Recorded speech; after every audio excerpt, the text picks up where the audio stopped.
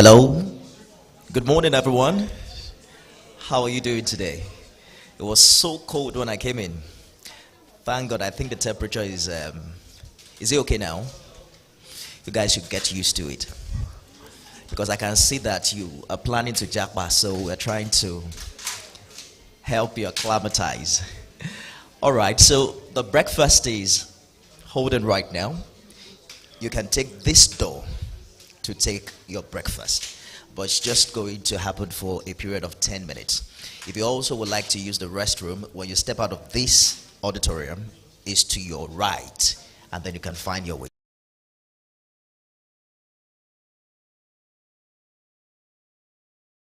Joining us.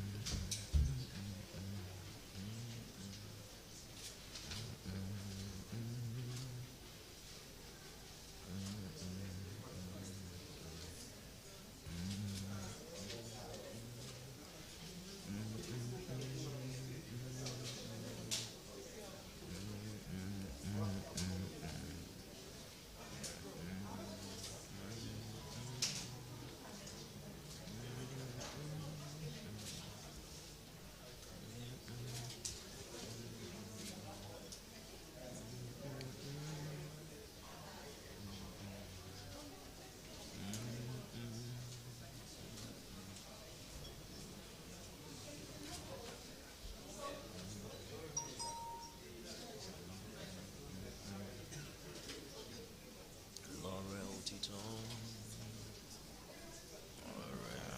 Yeah.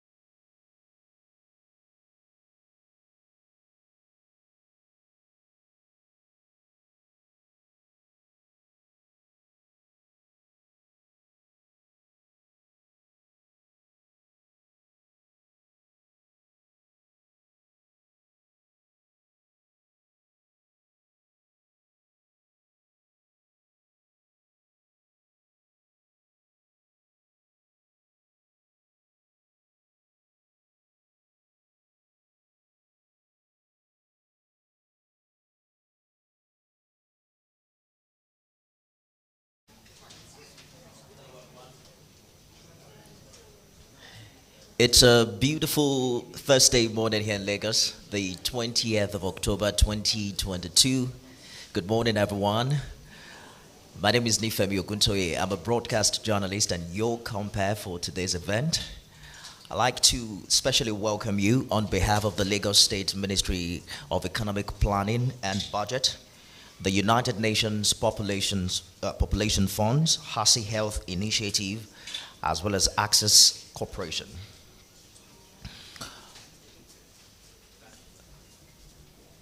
Now, I'd like us to just personalize the greetings. After all, we're here talking about working population structure, right? That can aid the growth and development of Lagos and I believe by extension our dear country, Nigeria. Now, everyone who is seated by your side represents a stakeholder community upon whose shoulder lies the collective responsibility of unlocking this much talked about demographic dividend. So I'm going to give you 1 minute to look to that special person by your right and your left and welcome them very specially. Say good morning, in case you missed them when you were taking breakfast. And we like to greet a lot in Nigeria, so I'm giving you 1 minute to do that.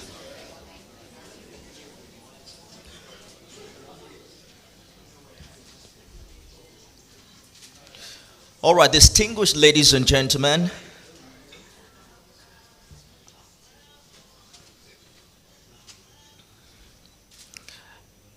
and everyone joining us online, I'd like to welcome you to the launch of perhaps the first sub-national demographic dividend roadmap by any state government in Nigeria. Lagos again is setting the pace. I thought we were going to put our hands together. Lagos was... All right, I've started already, so I can't stop.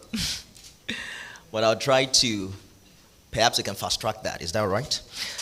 Lagos perhaps is the first state in the country that resonated with this initiative when it was launched nationally as far back as 2017. Am I right? Contracted a private a consultant with the support of the United Nations Population Funds. And we are right here today to launch that roadmap. Once again, can we put our hands together for the prestigious Lagos State government? I thought we can do better than that. Let me start by sharing some interesting figures with you. But before we do that, I'm going to crave your indulgence to please stand as we take the national anthem.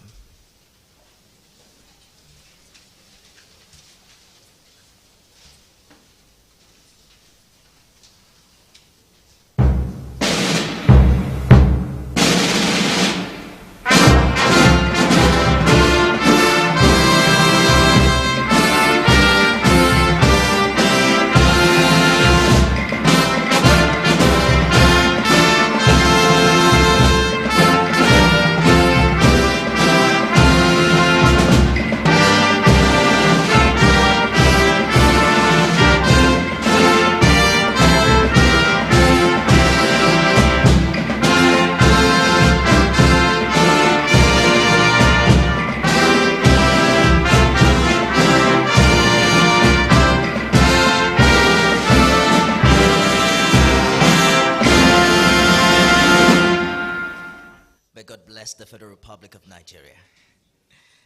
Well, I didn't ask you to take the pledge because I know a few of us might not remember it.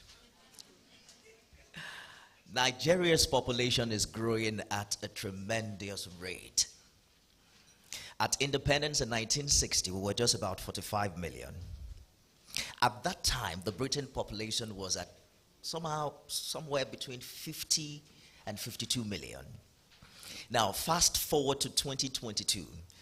The population of our dear country, Nigeria, is pegged at 217 million. But guess what? The population of Britain is just 68 million. So in the period of 60 to 62 years, we have added 118 million. And Britain has only added just about 16 million. So the big question is, how did our population increase by almost 370%? And that of Britain increased just by 30%. I'm going to allow the professor in our midst to answer that in a short while. Perhaps when we begin to look at the factors of poverty, of illiteracy, our religion, I have 2 children. My mom called me recently and said, "Are you done?" I said, "That's a conversation for another day." Bring more money and I will give you more children.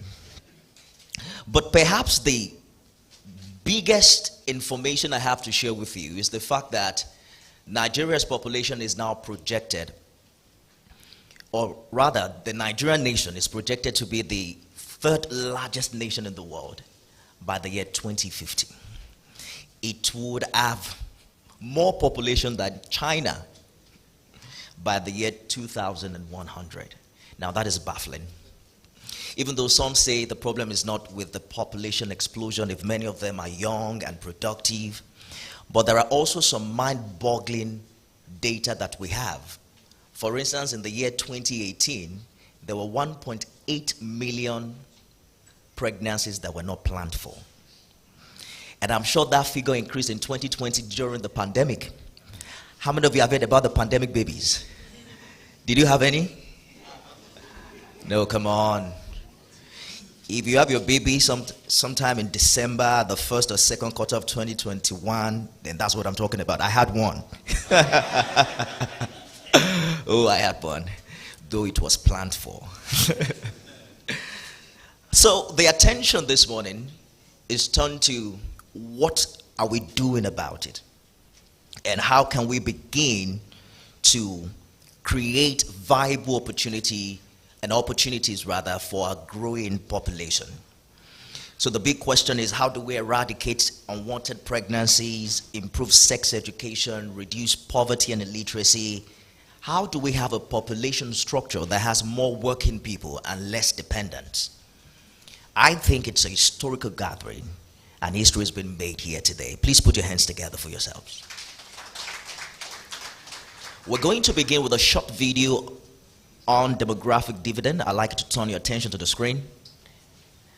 Okay, I'm told that is not ready. So let me use this time to welcome a few distinguished personalities who have joined us. We have the Honorable Commissioner Economic Planning and Budget, Mr. Sami Kobe. Can we please put our hands together for him? Mrs. Afola Shadi Adefisayo is the Honorable Commissioner Education, Lagos State. Good morning. Thank you for coming. We have the Special Advisor to the Governor on Economic Planning and Budget, Are Adebayo Shodade. Thank you for coming. And we're also pleased to introduce to you the Director, Lagos Bureau of Statistics, Mr. Tayo Oseni Okwe.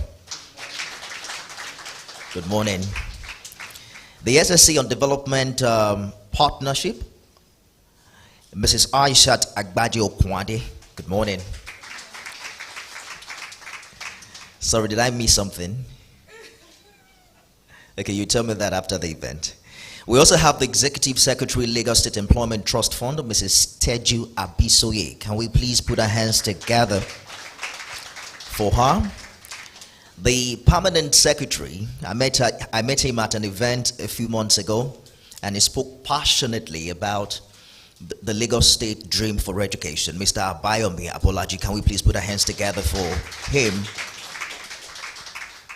You'll be hearing from a professor in the course of this event, and I'd like you to pay rapt attention to what he has to share.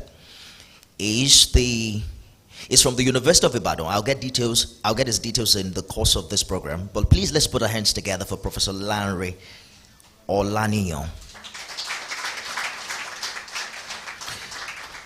Dr. Folayinka Daniel is the Chief Resilient Officer. Can we please put our hands together for him? For her. I'm sorry, the thing is, they say these days, you can't just call anybody man or woman. You have to ask them, how do you want to be addressed? And then somebody says, I say, are you blind? Can't you see? With all this goatee. All right. Lagos is a smart city, so we're getting there. I'd like to also appreciate the presence of Mrs. Omobolanle Victor Lanio. She's the head of Sustainability Access Corporation. Can we put our hands together for her? I'll be sharing her profile with you in the course of this event. And please make welcome Mr. Dashe Dasogat, Head Population and Development Unit for the United Nations Population Fund, Nigeria. Can we put our hands together for Mr. Dasogat? I'll return to introduce more dignitaries who are present with us in the course of this event. But let's begin. Why should we wait any further? We have the Special Advisor to the Governor on Economic Planning and Budget. Please welcome Are Adebayo Shodade for his welcome address.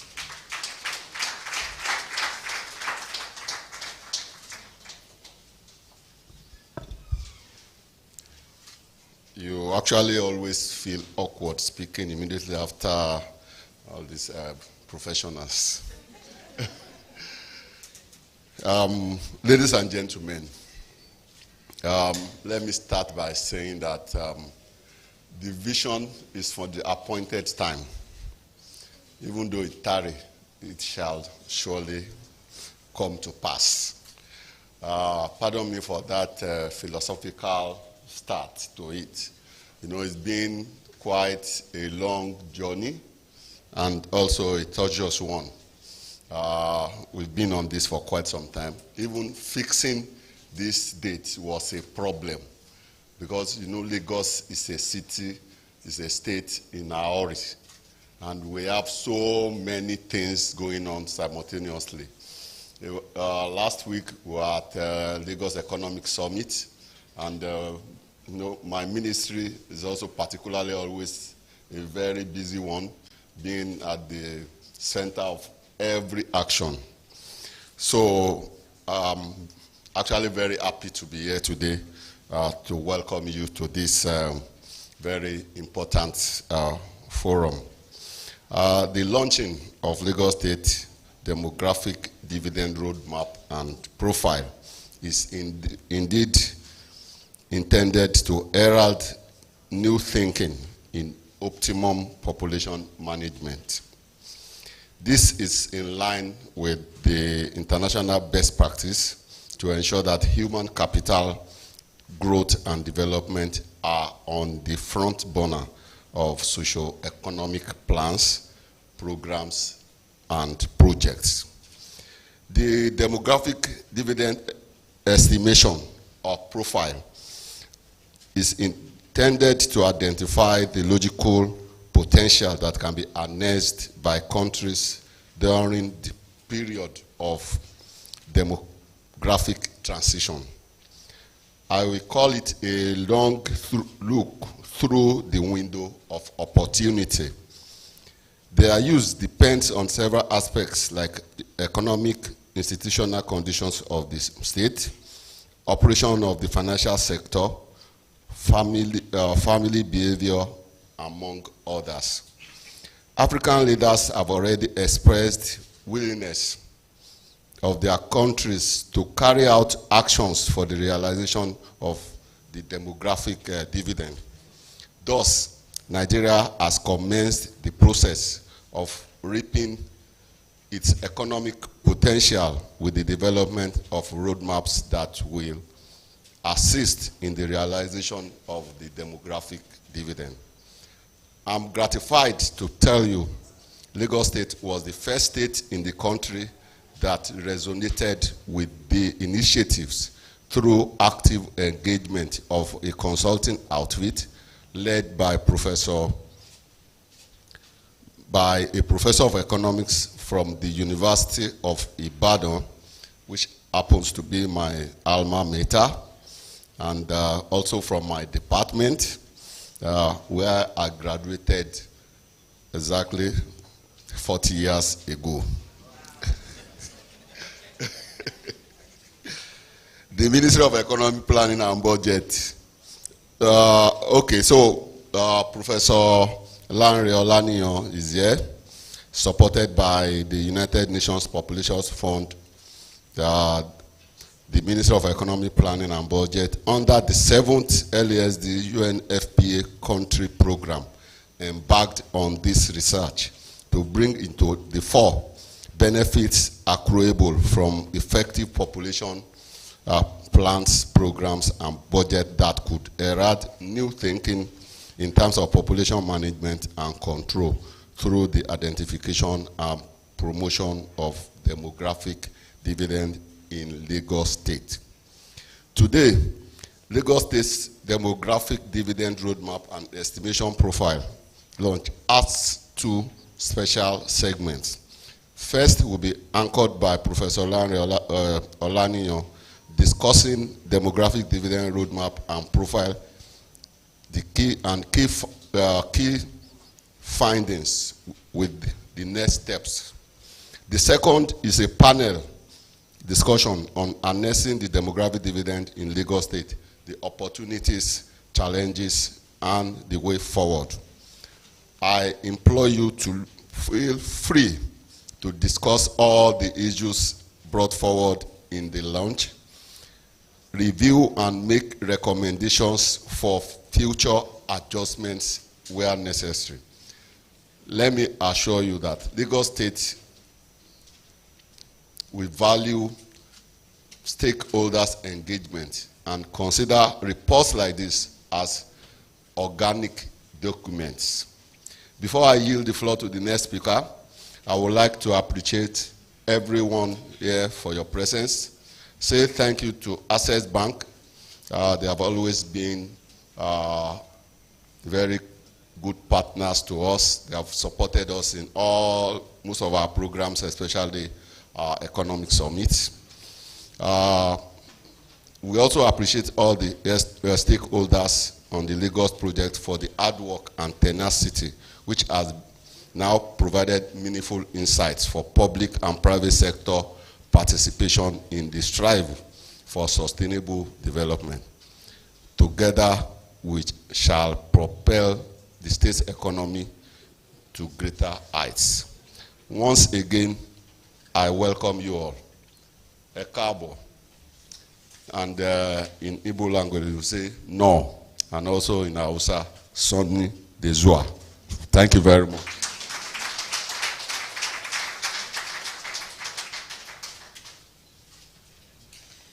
Thank you, Are. Once again, can we put our hands together for him? I'd like us to once again appreciate the stakeholders present with us, the Lagos Ministry of Economic Planning and Budget. Can we put our hands together? The United Nations Population Fund provided technical support for Lagos State government in the development of this roadmap. Can we put our hands together for them? Our host this morning, Access Corporation and the Heisei Health Initiative, can we celebrate them for the great work they're doing? Are you tired of clapping yet?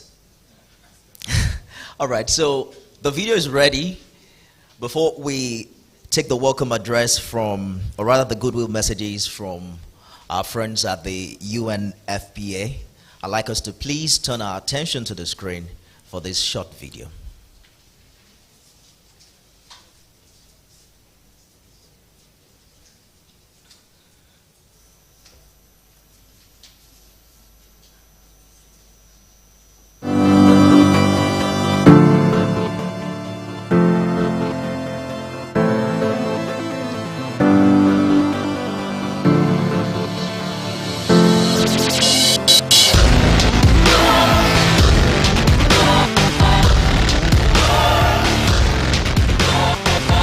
Answer me this.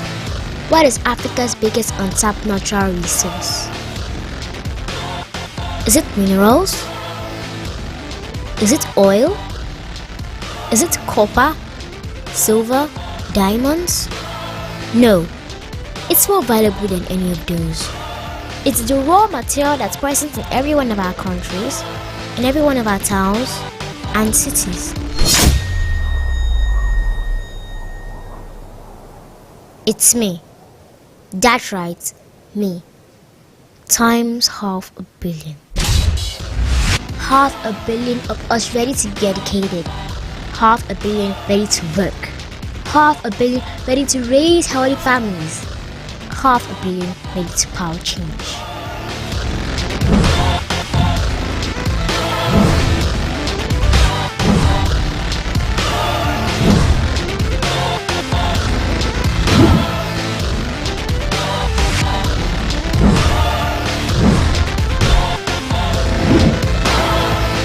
The future of youth is the future of Africa, because the generation that will transform Africa has already been born.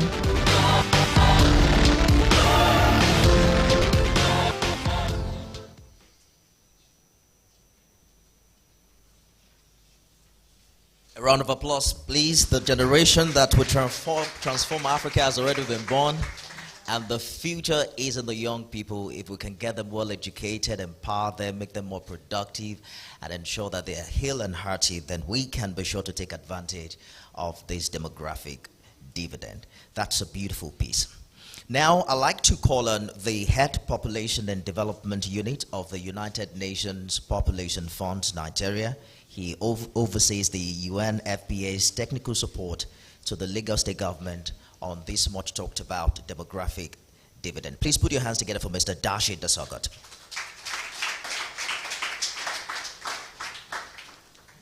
Thank you very much, Compe. First, I represent my country representative, Mrs. Ulamula. I'm on here on her mission. This is not my mission. So I am the head of Population and Development Unit. And my name is Dashida Sogot. Let me start by saying the Honorable Commissioner, Lagos State Ministry of Economic Planning, and the Honorable Commissioner, Lagos State Ministry of Education, and permit me to stand on the exiting protocol that has been established by the Compare. Let me say that from what I'm hearing, I want to put on record that when we organized the national workshop on harnessing the demographic dividend in 2014, as far back as that. That was even before African Union brought about its roadmap. Lagos State went to work. It's not in 2019 when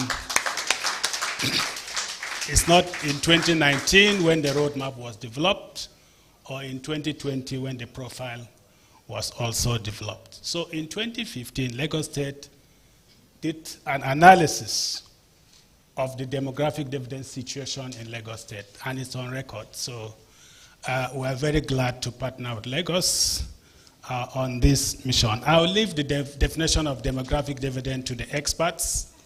I'm sure Prof will do that in his presentation, but let me focus on the speech of my country representative.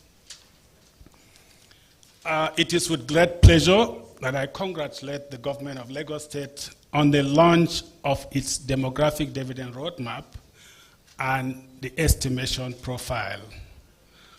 Over the last 6 years or more, with the support of UNFPA, Lagos State has spearheaded the demographic dividend initiative at the subnational level. This started with the successful commissioning of a study on the demographic dividend and the development of a seminal policy brief in 2015 and the presentation to the governor the next year. In this regard, Lagos State has served as a pioneer in the development of the implementation of guidelines aimed at mainstreaming the demographic dividend initiative into the respective mandates and statutory responsibility of its ministries, departments, and agencies, as reiterated by the Lagos State Development Plan 2052. These efforts are indicative of a government that is very committed to harnessing its demographic dividend, and UNFPA is proud to be a key partner to the state government on this. Lagos, with a projected population size of over 26 million people, is the most populous state in Nigeria. Therefore, if we are able to achieve success at the national level, then the efforts that Lagos State government is putting in place to ensure declining fertility is worthy of note. and ensuring the declining mortality ratios at all levels, including infant mortality, which currently stands at 47 per thousand, and under 5 mortality, which currently stands at 59 per thousand. Lagos State total fertility rate is 3.4, which is far, far lower than the national average and far lower than the figures in states in the northern part. The roadmap and the profile are the next steps in achieving this, and its overall goal is to serve as a manual that will guide and put the state in a better position to reap its demographic dividend within the shortest possible time through key investments and overcracking activities in the state. It outlines some specific areas, including 1, the need to consolidate the potentials of the bulk population of young people in the state by expanding access to education and skills and putting in place technological adaptive environment to enhance their competitiveness in both domestic and foreign labor markets. 2, the need to focus on improving the existing infrastructure, the quality of economic productivity, and providing safety nets in terms of increasing employment opportunities that can engulf the increasing population of young people in the states. The state, the need to capitalize on the healthy population of the state by stabilizing fertility rate and promoting child protection in the states. And as a UN agency responsible for population issues, I want to emphasize here, when we are talking about stabilizing the population, we are not talking of fertility control. Every number is important. It is what you do with these numbers that is very, very important to us.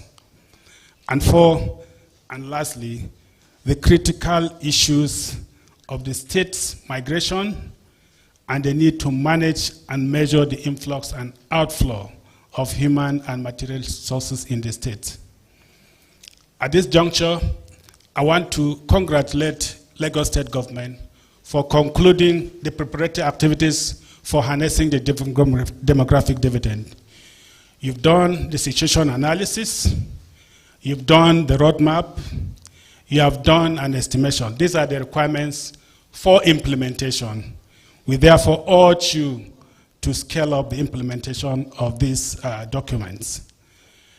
UNFPA is committed to a continued partnership with Lagos State government on demographic dividend, and we look forward to jointly evaluating the outcome of the roadmap and the profile, and to regularly ensure that the profile is updated as at when due. Thank you very much.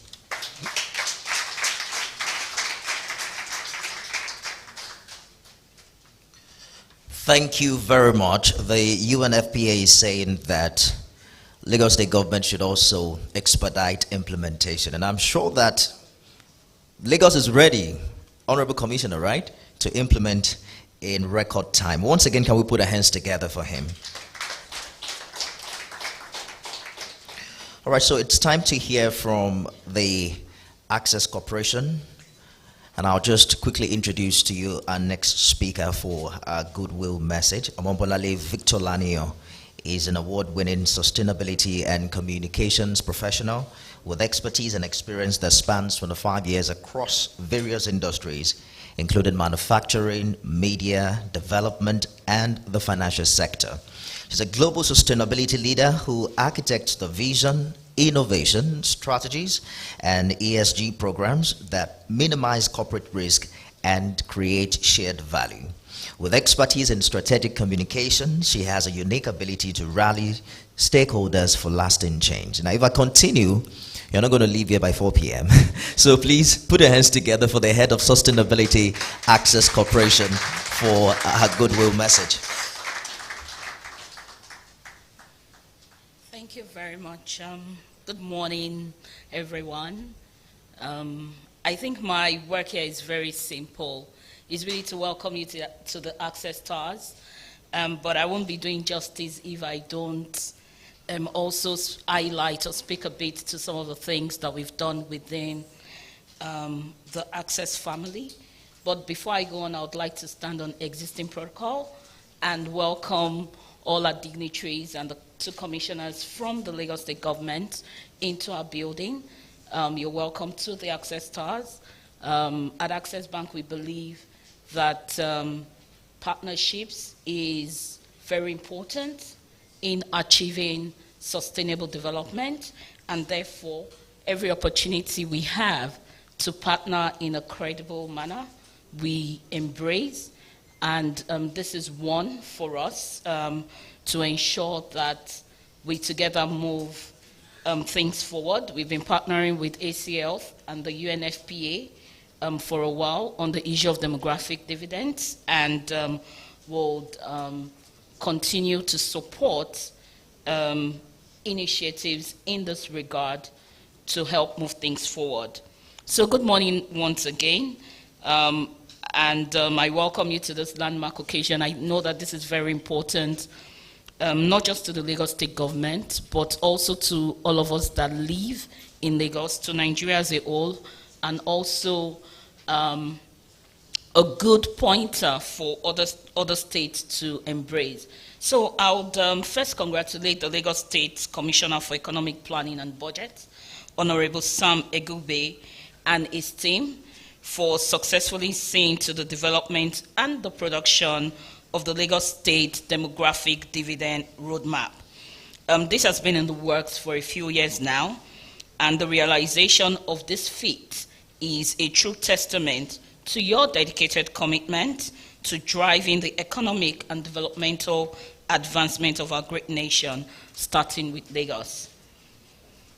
I know that we have the Prof and a lot of highly educated people in our midst on this issue. I would not try to claim knowledge, deep knowledge of our conversation today, but I would like to state that Africa is on the march towards a more prosperous future in which all its citizens, young, old, male, female, rural, urban, of all creeds and backgrounds, are empowered to realize their full potential and live with satisfaction and pride about their continent. Africa is a great continent, and I am proud of Africa, regardless of our challenges. Every continent has its own challenge, but again, as we work together, we move things forward. We don't stop moving. A future with healthy, well-educated people living in robust and developed economies is the future that we see. And this is a progressive march towards the Africa we want, as envisioned in the 2063 Agenda of the United Nations. Whilst many-sided and simultaneous steps are needed to achieve this bold vision, some very clear and obvious steps must be taken without delay. The responsibility rests with all of us as Africans, citizens and leaders alike, at the continental, regional, and state levels to ensure we adequately invest in the development of our continent's greatest asset, which is its people. I mean, we all watched the video with the young girl letting us know that they are here, to move Africa forward, and we're here to support that movement. A peaceful and secure Africa requires an empowered populace, particularly the new generation of youth. A well-developed continent depends on the education and skills of Africans. Undoubtedly, none of our aspirations would be met if disease and poor health continue to affect millions of our citizens.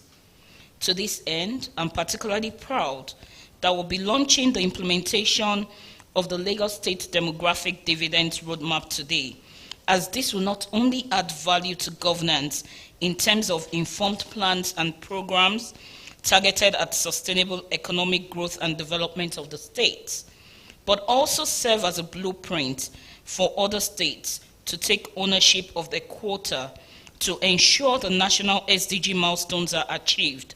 This will also be setting a precedent for future administrations to reference and to scale. For many years at Access Corporation, we have championed the need for sustained private-public partnerships in bridging pertinent sustainability gaps. And as an institution that is focused on the action, we have directly and indirectly partnered and supported the Lagos State government on several initiatives. For instance, we worked on Project Agbebi, which is an initiative that addresses the fundamental issue of upskilling traditional birth attendants in a bid to reduce mortality rates at childbirth. Until sustainable generations of skilled birth attendants are achieved, the services rendered by traditional birth attendants will continue to be utilized, and therefore they should not be neglected, but empowered. The All for One initiative is a social project which has impacted about 15,000 people within Lagos State through skills acquisition programs and access to finance. We also have the Go Green initiative, a climate initiative executed in partnership with the Lagos State Parks and Gardens Agency, LASPARC, to regenerate and beautify open spaces within the state. With this, we aim to achieve a beautiful, green, and healthier environment for all.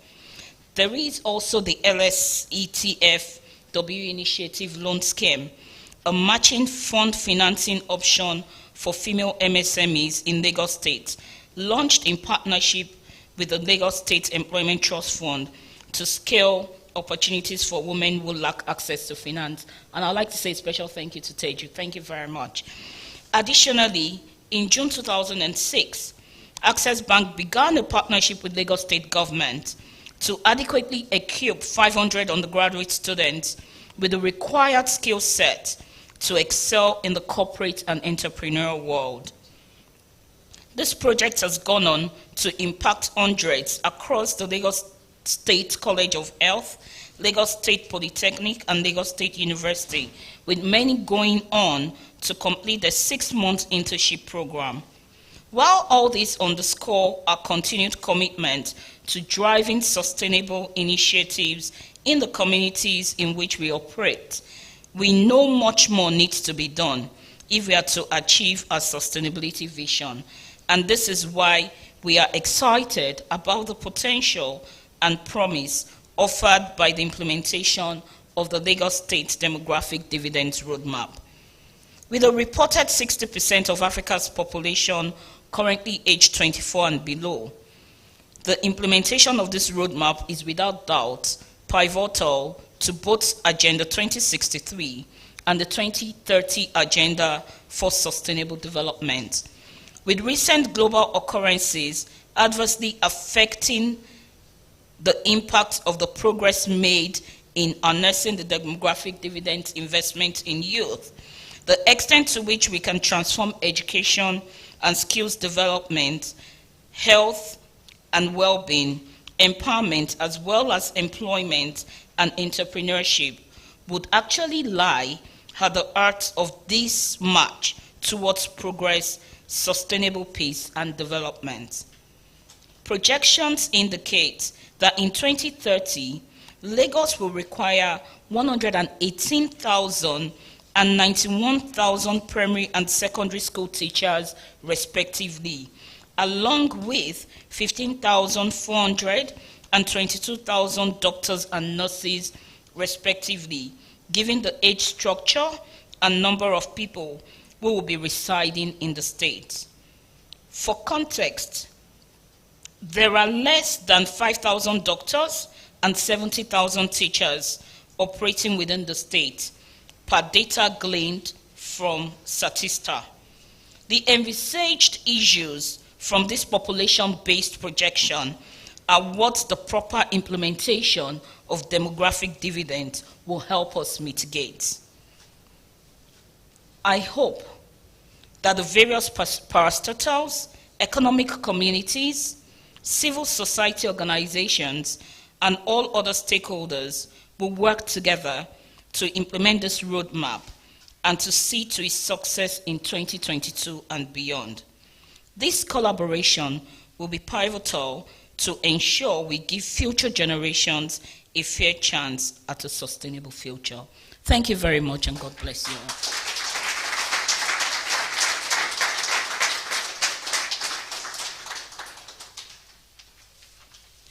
Thank you very kindly. Next on our program this morning is a presentation of the demographic dividend roadmap and profile. We're finding out what the key findings and the next steps are. Before he comes up, I'd like to take his profile and share his profile with you shortly. Olaniwaju Olaniyan is a professor of economics at the University of Ibadan. He has over 27 years of research, consulting, and tertiary teaching experience in health and population economics, economics of education, poverty and welfare analysis, as well as social protection. He also has experience in social policy work in developing countries, through which he had been able to interact and also work with senior level technocrats and officials. Professor Olaniyan teaches economics of human resources, macroeconomics, health economics, development economics, and project analysis and evaluation in the department. His research areas include population economics and intergenerational transfers, economics of education, health economics, poverty and welfare analysis, as well as sustainable development. You know, there's a way these professors make you feel like you didn't go to school. Because I studied economics in school too, and I don't understand. But there's a popular tweet, that speaks to the person of Professor Olaniyan. In 2020, I found this tweet online. Someone said, Professor Olaniyan is the person who made me understand demographic dividends a little over a year ago. He explained it in so clear terms that I count it as one of the moments my mind was illuminated on an economic concept. I'm a huge fan of his work. So perhaps Professor will make more fans today. Please put your hands together for him as he comes up.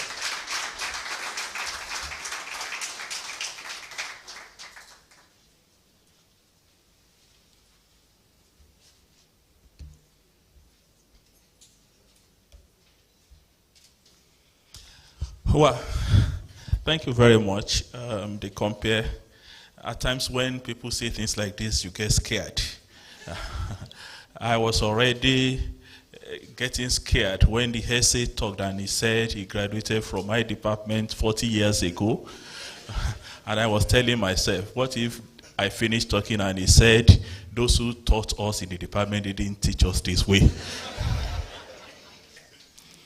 Let me also stand on existing protocol.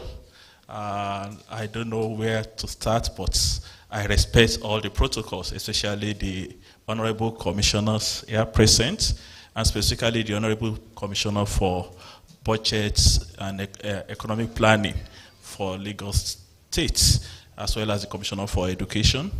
I also appreciate the UNFPA, hereby represented by the country rep, and specifically the head of population and development, Mr. Dashe Dasogot, whom we always call Oga Dashe. That's because in 2014, we were just in our department in economics, didn't know anything about UNFPA until we received a call from that office to say, we saw your paper and we think that you can do something about demographic dividend. Thank you for involving us, sir. I also thank Access Bank for handling this and for providing a conducive environment. I thank the Lagos Bureau of Statistics, Alaji Okpe, who is my beloved historian, and his and his Man Friday, Alaji Barowa. Thank you very much. I have 10 minutes to speak, and when I look at the two documents, I said, there's no way we can go through those two documents in 10 minutes. But all I have to do is to show some pictures, and then let us ruminate about it, and then identify some of the policies that we can think by ourselves. But it's important to understand what exactly do we mean by demographic dividend. Demographic dividend is theoretically socioeconomic gains arising from changes in age structure. Demographic dividend is the accelerated economic growth And that is what resulted from mortality and fertility decline. Unlike the way the study has moved now, demographic dividend actually started in trying to understand the strides that have been made by the Asian tigers. And it was found that a key issue that led to their development rests in their population. And that's why demographic dividend became a topic that we are all talking about. But it has to do about two different things. It is about the first dividend and the second dividend. And it is about the population age structure. Because when we look at population, even when different countries have 100 million as this population, their development strides can be different depending on the structure. If one has a structure where most of the population are dependent, and the other has a structure where most of the population are productive, definitely the economic growth and development that will come from those countries will be different. And that's the idea of the demographic dividend. But there are two structures to it. In developing countries, we always look at what we call the first dividend. And the first dividend exists when a large proportion of the population are within the working age group. And when they are within that working age group, it means that they can work and they can produce. And when they produce, they generate income for themselves. Government can tax them. They generate income also for government. They can do all sorts of things. So if this happens, then we say that country enjoys demographic dividend. But the snag with it is that it doesn't always happen.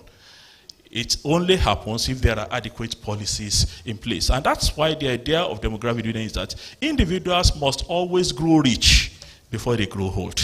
When they are within that age group, they must ensure that they work enough to grow rich, invest enough, save enough, so that they grow rich before they grow old. The second aspect, which does not concern us here, has to do with the second dividend. It concerns different structure of countries, that is countries where they have a large proportion of their population in the elderly region.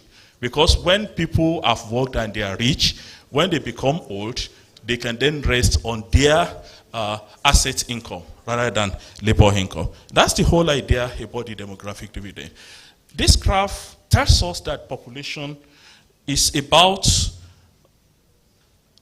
population age structure. That's what demographic dividend is all about. And I always like to show this graph because when people say countries have large population, Singapore is doing well, China is doing well, but they have large population, why not us? The answer lies in this graph. It lies in the population age structure. What is the proportion of the population that is working, that is within the working age? If you look at Singapore, 56% of that population are within the working age. In Nigeria, it's 33% that are within the working age. That's the population. If you also remember that out of those 33 that are within the working age, the National Bureau of Statistics also say that 33% of them are not working. They are unemployed. Additional 37 are underemployed. So by the time you look at that figure, you find out that it's only 18% that are actually within the working age. And it is those of people within the working age that will support all of us, which we call in economic jargons, economic support ratio. I'm sure many of you must have received text messages about money this morning. And if you have not received, I'm sure you will receive before the end of the day. But you look at Lagos State. Lagos State is not like Nigeria. Because in Lagos State, it's 45% that is within the working age. Of course, we all know that Lagos State is different when it comes to Nigeria and when it comes to the activities or sustainable development activities in this country. So look at 45 and look at the area that Lagos State belongs. And that's why I'm happy, and some of us are also happy that Lagos State is not looking at itself as part of Nigeria, but as a state that should drive Nigeria forward, which is why we have also produced this demographic dividend. It's like the UNFPA directors, country reps just said, it is not about children or fertility decline. It is about responsible fertility. And responsible fertility means that people should have children by choice. They should have children that they can take care of. They should have children that they will be sure will be better than them. Of course, sustainable development is that development that ensures that you develop without jeopardizing the future generation from also developing. So that's essentially the type of sustainability and fertility that is embedded in demographic dividend. Let's look at Lagos State. Just because I have very full time, look at the structure of population of Lagos State. We have only 32% that are fully employed people in Lagos State, and we have 31% children. The implication of this, which is different from the earlier graph, is to say that 32% are those that are supporting everybody. They are the ones supporting others to consume. They are the ones that are also supporting government because they are the ones that will pay tax if they do. But we also have children, and those children are 31%. But let's look at unemployment. It's 16%. It's 7% that is unemployed in Lagos State. Even when you say unemployment at Lagos, 7%, that's about 1.9 million. And it's very instructive to note that there is no government that can employ 1.9 million people. And that's why the Lagos State Employment Trust Fund is very, very important to every one of us. In addition to that, we have more than 4 million that are also underemployed. The implication of that is that we can generate what we call those that require decent job. And that's about 6.2 million Lagosians are looking for job. Those that are employed. But if you actually bring advert, you will know, you will realize that there will be more than that, because there are some people that are working that will also join the 6.2 million people. What have we done in the estimates? The estimation of the demographic dividend has to do with the definition. The definition of demographic dividend has to do with increasing economic growth. And we all know that economic growth is measured by the GDP, the gross domestic product. So the idea is to say, let us introduce age into the gross domestic product. And we have tried to look at that. In economic jargons, there are 3 ways of measuring the GDP. There's what we call the consumption approach, expenditure approach. There's one we call the income approach. There's what we call the product approach. But in this one, I've only bring 2 graphs to show what we found out in Lagos State about consumption approach as well as income approach. If you look at Lagos State, despite the fact that 32% are employed, we find out from that graph that they also contribute 73% of the income within Lagos State. And that's what they produce. The others are produced by other ones. I have reduced that thing because I know in Lagos State there are so many people who retire early. I call them early retirees. That is those who are aged between 55 and 64 years, and they contribute between 13%. The children contribute less than 1%, and youths aged 16 to 29 contributes 10%. Of course, in terms of production, we expect youth to contribute that amount. It's not strange, because many of them are in what we call out of labor force. They are either in school, or they are looking for work, or they are trying to make ends meet. But if you look at that GDP from the consumption approach, we find out that despite the fact that those who are fully employed are actually producing 73% of production in Lagos State, they are actually consuming 46%. But children consume more than 26%. That's an implication for us. It means that the idea of an economy is not just about producing an income, it is also about consumption. The welfare actually comes from consumption and not from the income angle. It is what people consume that determines whether they have good welfare or not. And you'll find out that early retirees consume about 9%, the elderly consumes about 5%, I think, and then the youths consume about 15%. This picture gives us a clear indication of where to intervene. Here, who are the groups within the economy? Because the idea of demographic dividend is about the population structure. But we can look at it from another angle, which is the standard that was found when the first study was done for the Asian tigers, which is that what is the proportion of people that an average individual should support? And there is this target to say that if you have 100 citizens and they are supporting additional 60, then they should be good. I mean, they will be able to feed themselves and also feed those that are depending on them, which we call dependents. Lagos State is actually doing better than virtually all the states in Nigeria because 100 people in Lagos State are supporting additional 68. But if you look at some other states, you know that we have a challenge. And that's why population policies that are linked to development must be state-specific. For example, in Sokoto State, an average Sokoto State, 100 people in Sokoto State, will support additional 109 dependents. While, and you can look at it if you go further, in Sokoto State, 52% of the population are less than 15 years old. That's different from Lagos State. So we are in Lagos State, it's just about 31% that are within that age group. So what we are trying to say is that development only happens if we consider those that are dependent, because those that are dependent are the ones that are not working that we need to provide for. In addition to that, the graph here, it's also very instructive for us. If you look at the red graph, I have tried to compare Nigeria with Lagos State. The red graph has to do with consumption expenditure of individuals by age, and the green or the blue has to do with the consumption, with the income of individual by age. Let's start with the income, which is the blue for Nigeria and green for Lagos State. When people are young, they don't have income because they don't work. But as soon as some point in time, earlier in the year, you have some elements of child labor and people stay tight. And at some point in time, the average income increases. And if you look at that, by the time people start retiring, it also falls and it becomes zero. But consumption cannot be zero even at birth because people will still eat. And I know the compulsory duty of a baby is to eat and cry. And also sleep.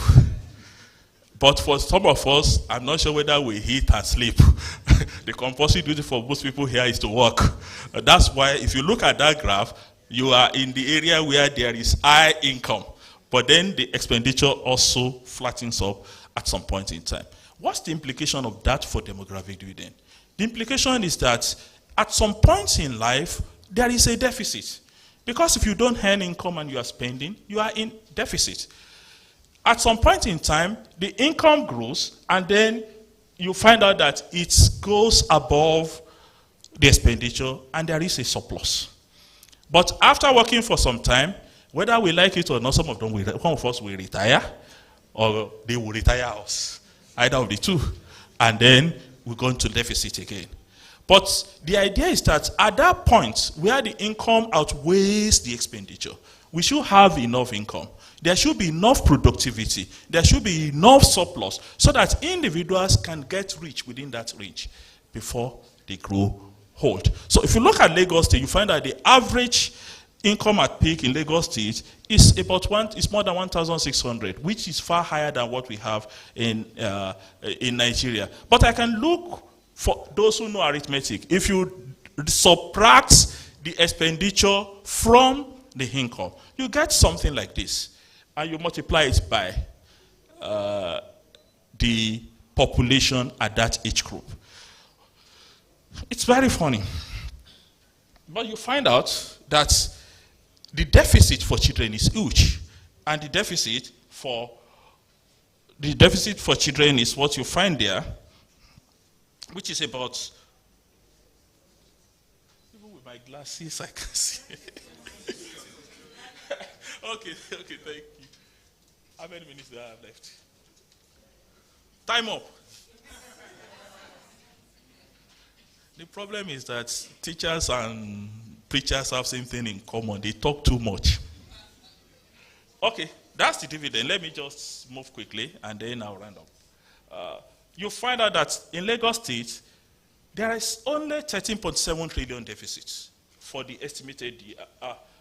There's only 1.3 trillion surplus in 2020. But child deficit that we need to provide for is 20 trillion, and we also have OD deficit of about 3 billion. The implication is that we must look for funds to be able to resolve this, whether we like it or not. And the implication, there's also one implication that is important. which I want us to see from that graph, you'll find out that at the beginning, expenditure is bigger than income. At some point in time, income is bigger than. That's what we call economic dependency. It is when you have surplus that you are not dependent. As long as you are still depending on that or not others, you are dependent. So this table, the table tells us that in Lagos State, an average Lagosian does not become independent until age 39 years old. That is the age at which their income gets over their expenditure.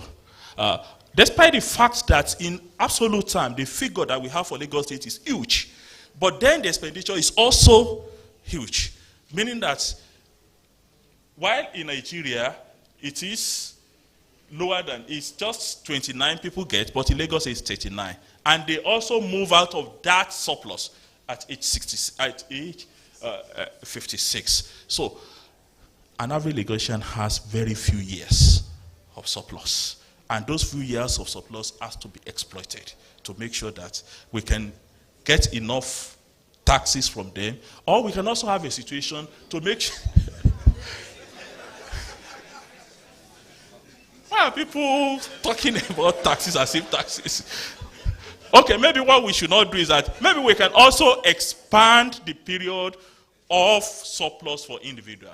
Instead of getting into surplus at age 39, we can reduce it to age 25. In fact, in the study for Germany, the age of surplus starts from age 21. That's Germany, not Nigeria. But that tells us that there are huge implications for us in trying to expand that. Maybe we need to reduce what they are spending on. And when we were doing the study, one of the things that we find Lagosians spending huge amounts of money on is education.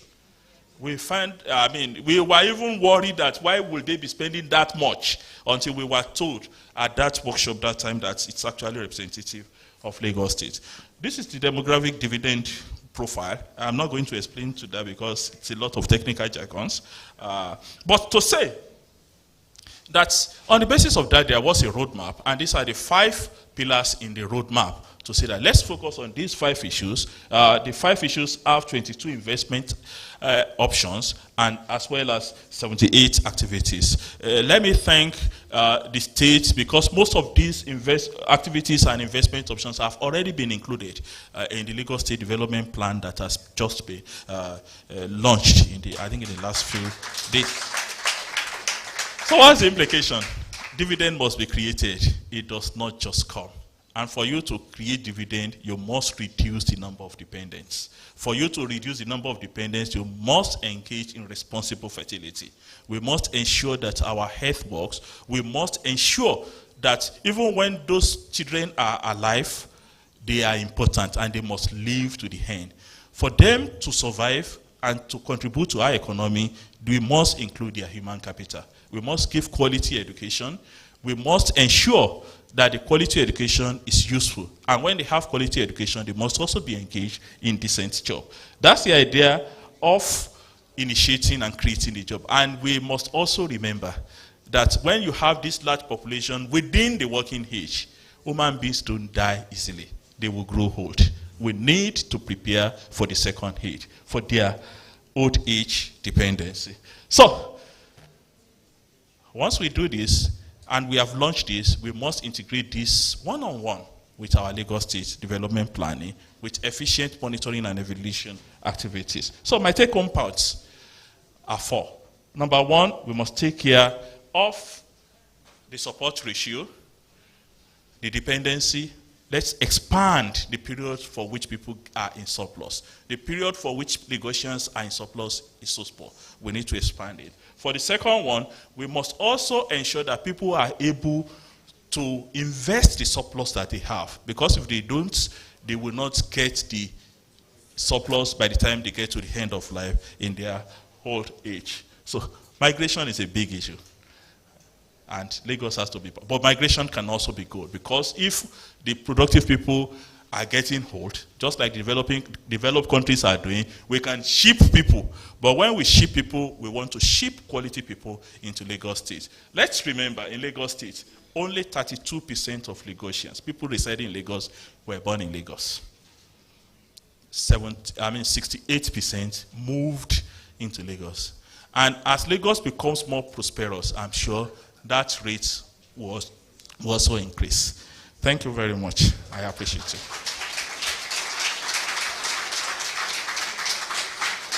Thank you, Prof.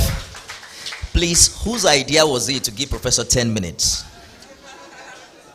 Even the take-home points took more than 10 minutes. But I think you understand what the tweet was talking about. Once again, can we put our hands together for him?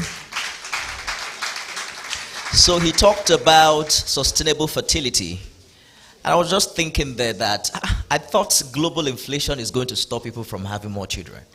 When you think about the price of diapers, the increase in school fees and the rest. Honorable Commissioner, maybe we should try the one-child policy in Nigeria. Mr. Governor should just tell Lagosians, don't have more than one child. What do you think? All in favor say hi. All against say nay. All right, keep having children. The Honorable Commissioner, Ministry of Economic Planning and Budget, has been quite busy lately. He just got back fresh from the 9th Engbeti Summit. Can we put our hands together for Lagos? Where the Lagos State government unveiled a 30-year development plan. Lagos no be your mate. Right? All right, so let's hear from him, his keynote address. Can we put our hands together for Mr. Samuel Agube?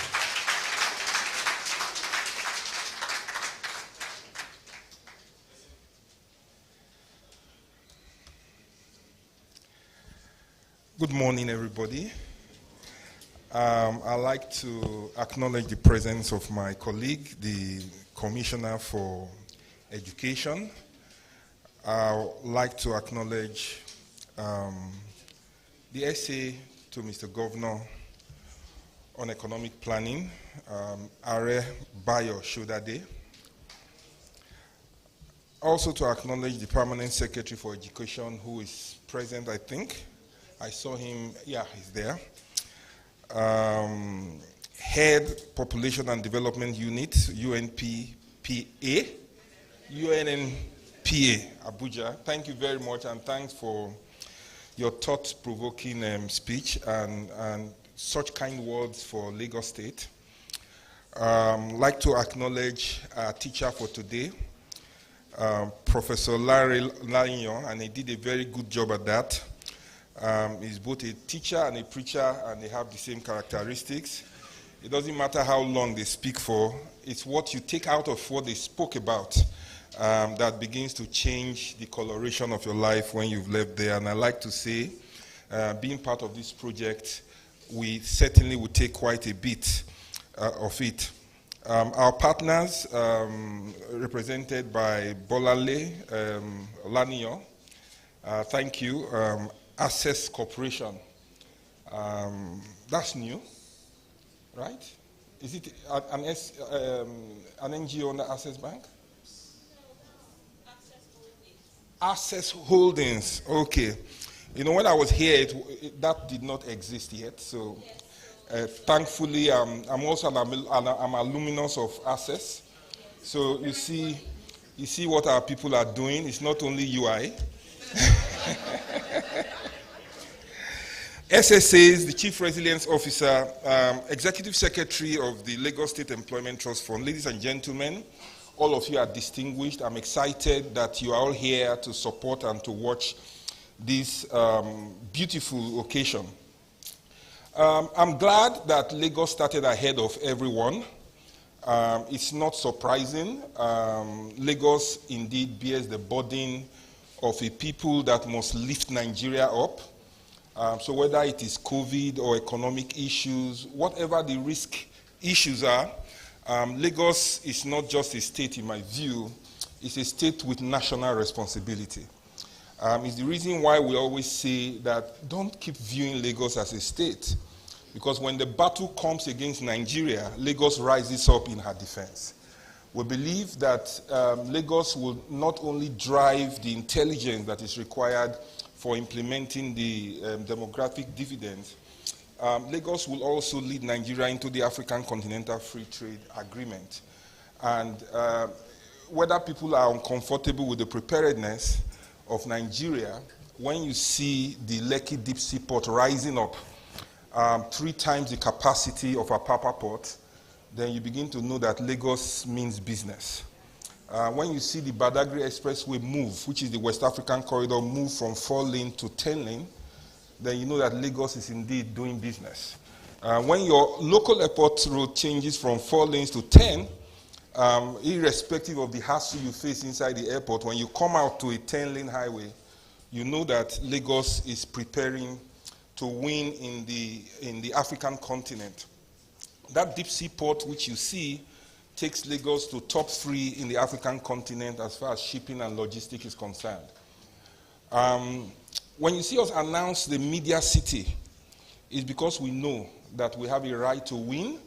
Our baseline show that we are leading entertainment center in Africa, and we have already signaled the world that we are coming after them, emerging cities and leading cities from around the world. That would be the largest and only African media city of its type in Africa once it's complete. And it's on the back of that that we've announced the federal government's approval for the International Cargo Airport in Lekki, right? Again, to create new communities. It's on the back of that we're broken ground on the food security systems and logistic hub. It's a hub basically that can stimulate production up country. It was envisioned to attack the food security challenges which we saw when COVID came. You know, Lagos has the biggest food market in Africa, but indeed when COVID came, we saw that when the supply chain is disrupted, food can easily get dry. That undertaking will have 90 days of food storage, both in cold and dry storage, the largest in one place in the African continent that is in one location. I'll tell you that it is a Nigerian fight, and Lagos will lead the way, and we believe with the way we see the population structure, we don't have a choice. We need to win. It's important to win. And it's in that vein that we have aligned very directly the roadmap that has envisaged with the 30-year development plan. That way we have one big document that connects our aspiration, connects our collective plans in one place, right, in a coordinated way. And it was done in a way that every plan of significance must be owned by the people of Lagos. So that plan is not a Lagos State government 30-year plan. It's a Lagos State 30-year plan. To bring about it, we talked with over 20,000 Lagosians, both those living in Lagos and those living outside Lagos. We spoke to leading industry experts. We spoke to leaders in industry and sectors. We spoke also with experts in development issues from around the world. The reason why we needed to speak to experts from around the world is because Lagos does not pride itself to be number 1 in Nigeria. What's that? Right? What's that? We are a leading city. We must commit to how we rank with leading cities from around the world. We have our chief resident officer is here. There are only 100 cities from around the world that are so-called, right? And in Africa, there are just only about 10 of them. And thankfully, she's now going to co-chair on that. So we must lead because Lagos is so significant for Nigeria. And it doesn't matter the amount of concentration, the amount of deliberation or underperformance that you see anywhere else, right? Lagos must continue to show that we have a chance to make the difference. You know, it was very interesting when Dr. Lanyo, spoke about taxes, and I heard the sound, you know, and he changed the tone and he talked about revenue. But the truth is that to do the kind of things that excite you about Lagos, you need revenues. Whether you call it taxes, you call it levies, nickname it Bolanle or Sam, right? You just need the cash to be able to drive. So in Lagos, we do not only pride ourselves around taxes, right? Because the taxes can't take you too far. In Lagos, for example, tax revenues is about 2% of our GDP. If you want to be a real growing city, you need it to be about 5%, as our development plan has talked about it, or maybe even 10%, doubling it. So you really need to double this. Ghana, which we talk about, is about 14%. Egypt is about 15. When you go to South Africa, you are 20-something, and as you go towards Europe, that ratio moves towards 30. What it means is that 2% of GDP in terms of the revenues you get is never going to be enough to take you home, right? And that is why every time you hear about taxes, just make it feel like a lovely thing in your heart, something you really need to happen for all of us, right? So it's important that we look at that. And one of the reasons we value our people and our population is not in the taxes. As much, we might take taxes from you about maybe 10%, 15, 20%, whatever it is. But what Prof was saying is that it is what you do with the 80% that we did not take that is important. How you invest it, how you spend it, how you rationalize your expenditure. That is where investments come. So you see a population you see that just 32% of the population is employed, right? Just 32% of the population were born in Lagos. People like us who came into Lagos to come and see what we can do, right, are in the majority. So when we come into Lagos, we should assume that responsibility to contribute, to see Lagos grow, to participate in that growth that Lagos deserves, right, so that Nigeria indeed would prosper. For me, it's not about the size of the population. It's about the productive capacity of that population. When you are, sometimes when you go to America and you see some American Chinese or some African Americans saying they don't want immigrants in, I say, how did you get there? Right? How did you get there? But we must win everywhere, and as the environment becomes more global, there are aspects of our population that we must continue to protect. We must continue to look at their educational development. And in that wise, when you see the demography, you see that a lot of the people which go to school tend to drop out of school even before finishing. Why do they do that? Because of livelihood as well. They need livelihood. Therefore, we must begin to change the structure of our education to allow for that combination to happen. Right? We must begin to see how to train our people differently so that they can work and study at the same time. And which was why, the Commissioner of Education was here. We introduced what is called the comprehensive schools, right? And just following a class that dropped out through several years, we found out that really they just dropped out to go and look for work. And as we introduced the comprehensive school where we trained them within the normal school infrastructure, we train them on things like fashion, film making, photography, catering, and all of those kind of things, right? What we see is that they are coming back. And some of their principals are telling us that some of the students among them that used to play truancy are no more playing truancy. And one of them said to me, I want the practicals to begin, right? And the practicals are beginning. So we must figure out ways to train our people, long ways, short ways. Not everybody must be an engineer, and even if you want to be an engineer, you don't need to be an engineer that can also do research, you understand? I was telling someone that I studied engineering, right? And that really, what you learn in those 5 years is not all of it you need to function effectively as an engineer.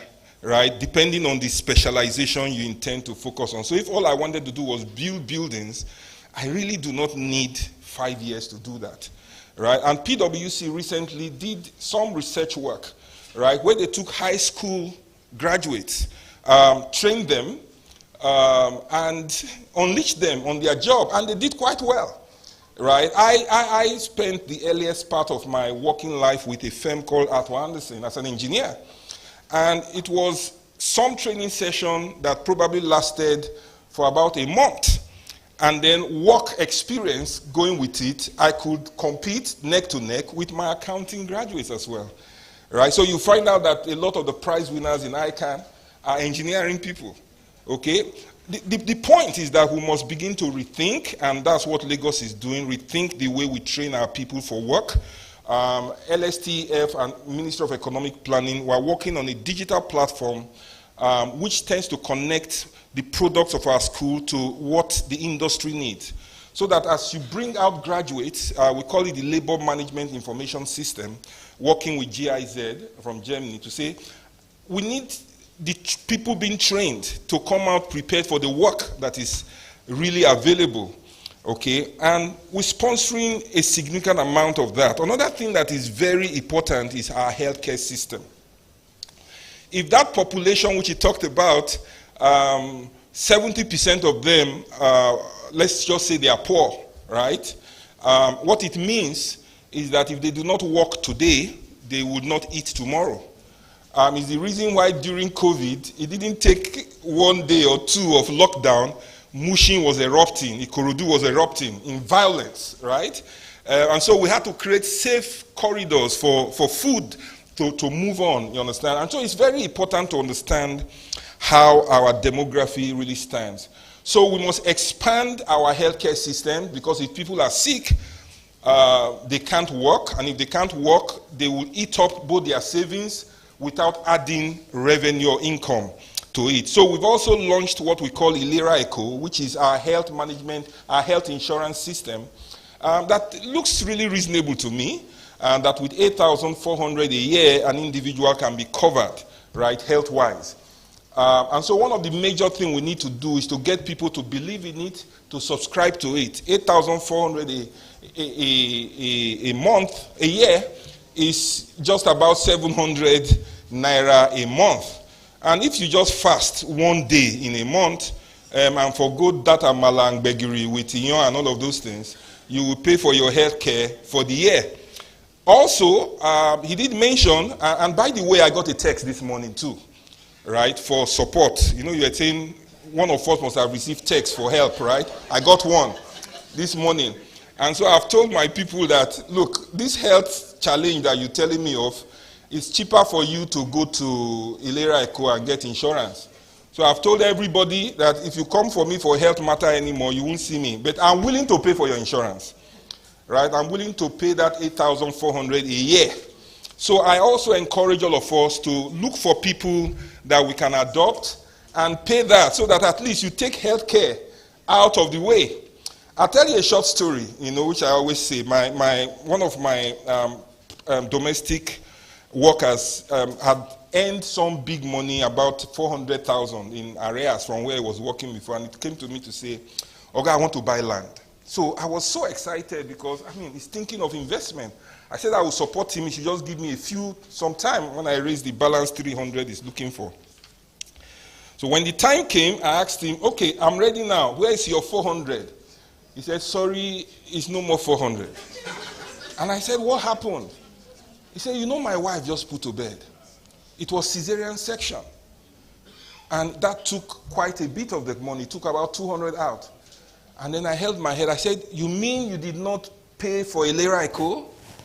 Because if you paid for that insurance at 8,400, it would take care of your wife's delivery, including cesarean section." Right? He's not bought the land yet. Right? Can you imagine he would have been a landowner now if he just had Ilera Eco for 8,400? Right? And we can do it. We can do it. So we need to encourage our people to do it. As I close, I'd like to say I'm pretty excited about this coordinated plan. It's an informed plan that we must drive. I will take it as seriously as we drive the development plan. That development plan is that one place we look at, and therefore the plan has been integrated. I'd like to also express our commitment to the fact that the way economic planning, we are responsible for broad strategy for the state. We are responsible for resource allocation to the areas where we think resource should be allocated to from the budgeting process. But we come back to also take responsibility for performance management to ensure things are working.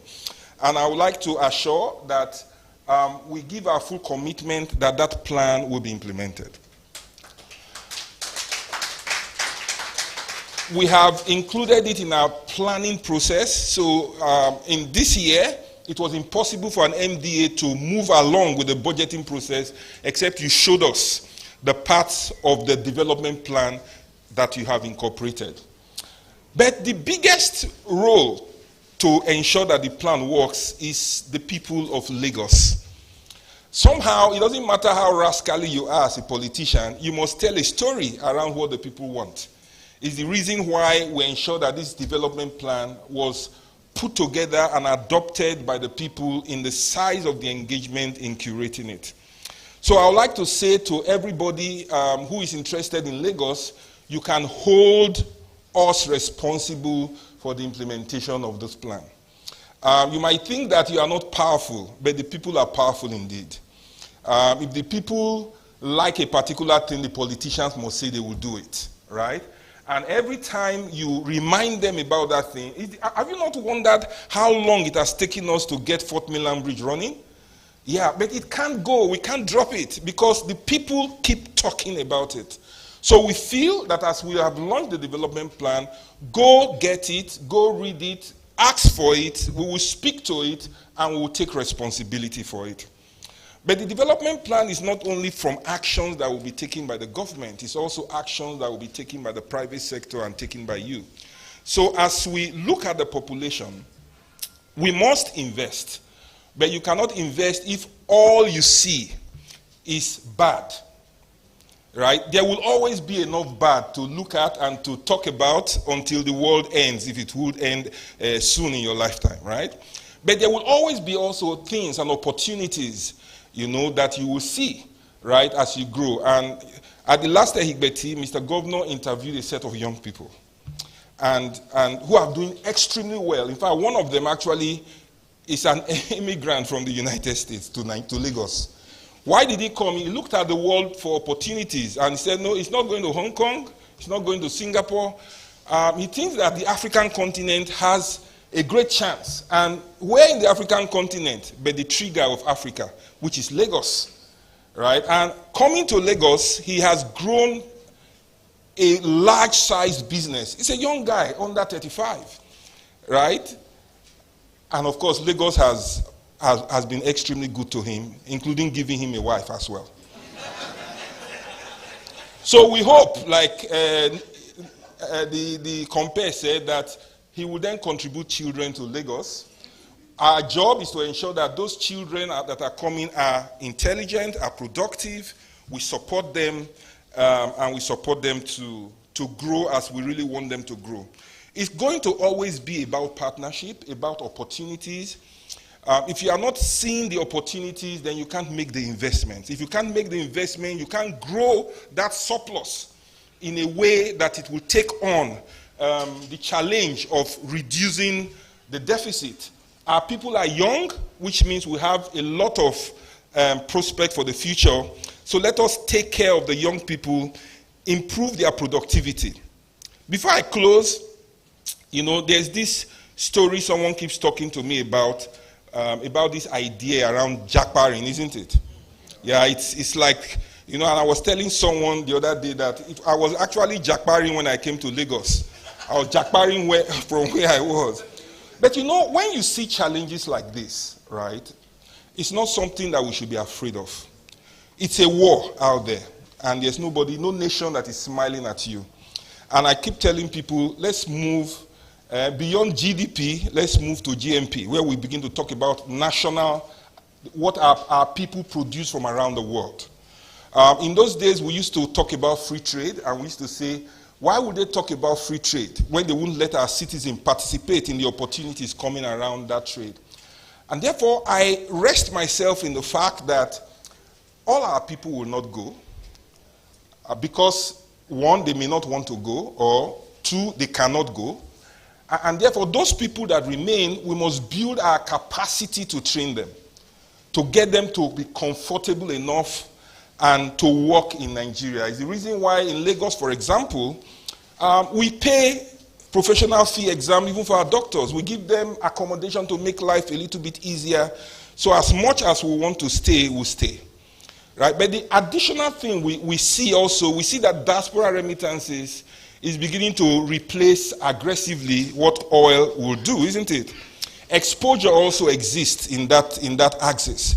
Some of our people are even contesting to be British prime ministers. They are in the policy environment, and hopefully they will influence policy in our favor, right? They will support people here. So it's not only me getting text messages, they will get text messages too from around the world, and will respond to that. They will have exposure to technology. They will have exposure to new forms of training. They will be in places they will not be able to have been except they moved, right? Now, I said to someone, it costs us almost between 2 and 10% to train a doctor, isn't it? And with just one exam, the doctor becomes international, right?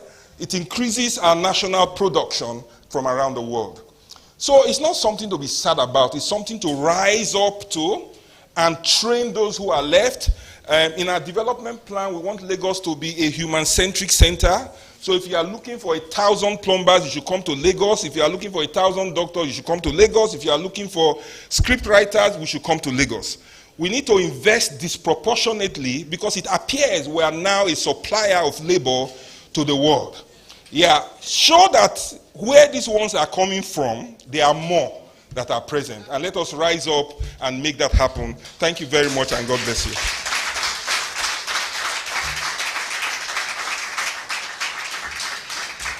Honorable Commissioner, Minister of Economic Planning and Budget, once again, can we put our hands together for him? You know, the irony of life, you are planning to jackpot somebody is leaving America for Lagos. Maybe you should give me that guy's number. I need to interview him. And you've also heard about the Lira Eco. I think it's something we should all take very seriously. The Honorable Commissioner said the next time you get tax, please, what? Smile. Don't frown. At least Lagos is not taxing you as much as all of those countries you want to go and live in. All right, let me also very warmly introduce another set of people to you, particularly our hosts for this event, as we move on to the panel discussion. Now, this segment is going to be for 30 minutes, and I think that it's going to be the highlight of this event. We're also going to take questions from you, if you have one. We're talking about harnessing the demographic dividend in Lagos State. We're exploring the opportunities, challenges, and the way forward. I'd like to especially recognize the presence of the Executive Director, Hasey Health Initiative, the co-host for this event, Ms. Rhoda Robinson. Can we please put our hands together for her? So, Ms. Robinson, you can take one of these chairs. Which one do you like? Please, put your hands together for her. Don't stop clapping. The mics are ready already. You don't have to switch them on or off, but you can manipulate it to suit the way you are seated. We also have joining the panel a lecturer from the prestigious University of Ibadan, Dr. Noah Olasande. Can we put our hands together for him? Is Dr. Olasande around? Okay, he's coming. Mr. George Ajeti is the UNFPA of the UNFPA Youth Participatory. Wow, that's tongue twisting. I'm going to go again. Someone say go again. UNFPA Youth Participatory Platform. Yeah, I did it. Put your hands together for him. The Chief Field Office Lagos of the UNICEF, she just got back from partnering with Lagos State Government on an education platform. Fantastic initiative. Can we put our hands together for Miss Selen Lafricre? Did I get it? I tried. It's been a while I've been to, countries like that. And the Honorable Commissioner said we should not jackpot. So what can I do? Mr. Bernard Orji is a partner, co-business operations of Deloitte. Can we please put our hands together for Mr. Orji? Is he around? Oh, yes, he's there. Put your hands together for him. We have a very rich panel. Sorry, I'm a businessman. I'm just thinking, what if I have the phone number of everybody on this panel? I'll return home a happy man. Our anchor for this discussion is the National Program Analyst, UNFPA. Please, ladies and gentlemen, put your hands together for Dr. Amaka Haruna Momo.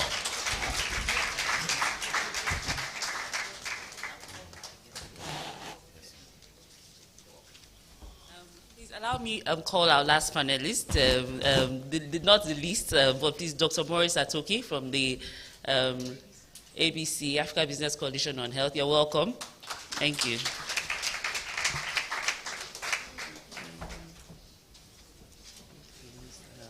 Welcome everyone, and thank you so much. We'll try and keep this panel 30 minutes and make it as pointed as possible. Honorable Commissioner, thank you so much, sir. Before we start, I want to really extend, Honorable Commissioner is my new best friend. If I'm allowed to say that, sir, I have disturbed him morning, night, evening, you know, and I want to really thank you so much, sir, for this. It's a bit of a passion for us because in UNFPA we're very committed to youth development, and of course Lagos State is pivotal to that. So it was something that we felt we really needed to see to completion, and thank you for giving us the audience and please pushing this through. Also, great credence to your team. Director DPD, Mr. Shugodu, has been excellent on this, and without his push and his doggedness as well, we wouldn't be here. So thank you so much, sir, and the rest of the team. Who I will acknowledge at the end of the panel. But to start off, I will just briefly introduce our panelists. I won't go all hog because we don't have too much time. Dr. Morris Atoki is the CEO of African Business Coalition on Health. She has over 17 years experience in management consulting, including Ernst & Young and PwC. And she's an experienced chief executive officer with a demonstrated history of working in health, development, and education space. I will go straight ahead to Dr. Lanre, Dr. Noah Olasheinde, who is a lecturer in the Department of Economics, University of Ibadan. He contributes significantly to the research in the area of poverty, social protection, health, and population economics, and intergenerational transfers. He has over 10 years experience in teaching courses, just like Prof in economics, and all the other big things you heard there today. And he's currently coordinating leadership and governance program in University of Ibadan. I'll move on to Mr. Bernard Oki, who is the core business operations practice, who leads Deloitte's core business operations practice across West Africa. He has over 20 years management experience in management consulting, and a significant portion of the experience has been spent enabling route-to-market operations for FMCG companies in emerging markets. I will move over to George Ajete. Now, George Ajete is a youth sexual reproductive health consultant and a researcher who is currently the coordinator for the UNFPA Youth Participatory Platform in southwestern Nigeria, which is a platform that's a network of young people interested in development and youth issues. And he's a co-advocate for young people and their needs. I'll move on to Ms. Celine. 1 minute. Ms. Celine is the chief of Lagos Field Office of UNICEF Nigeria, where she leads the Generation Unlimited Nigeria Secretariat and UNICEF's programming in southwestern Nigeria.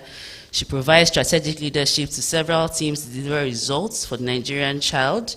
She has over 22 years experience working for the EU, national governments, and United Nations, and she has led several high-performing teams across Europe, Africa, Asia, and US on policy dialogue and advocacy and design of national education and skills development programs.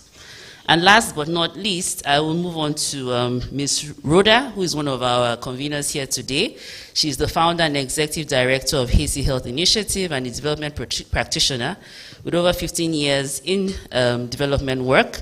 Her work has focused primarily on gender equality, gender-based violence, promoting equal access to health, education, empowerment, and rights for women and girls. So thank you, everyone. We're all very welcome. We have a very rich panel here today.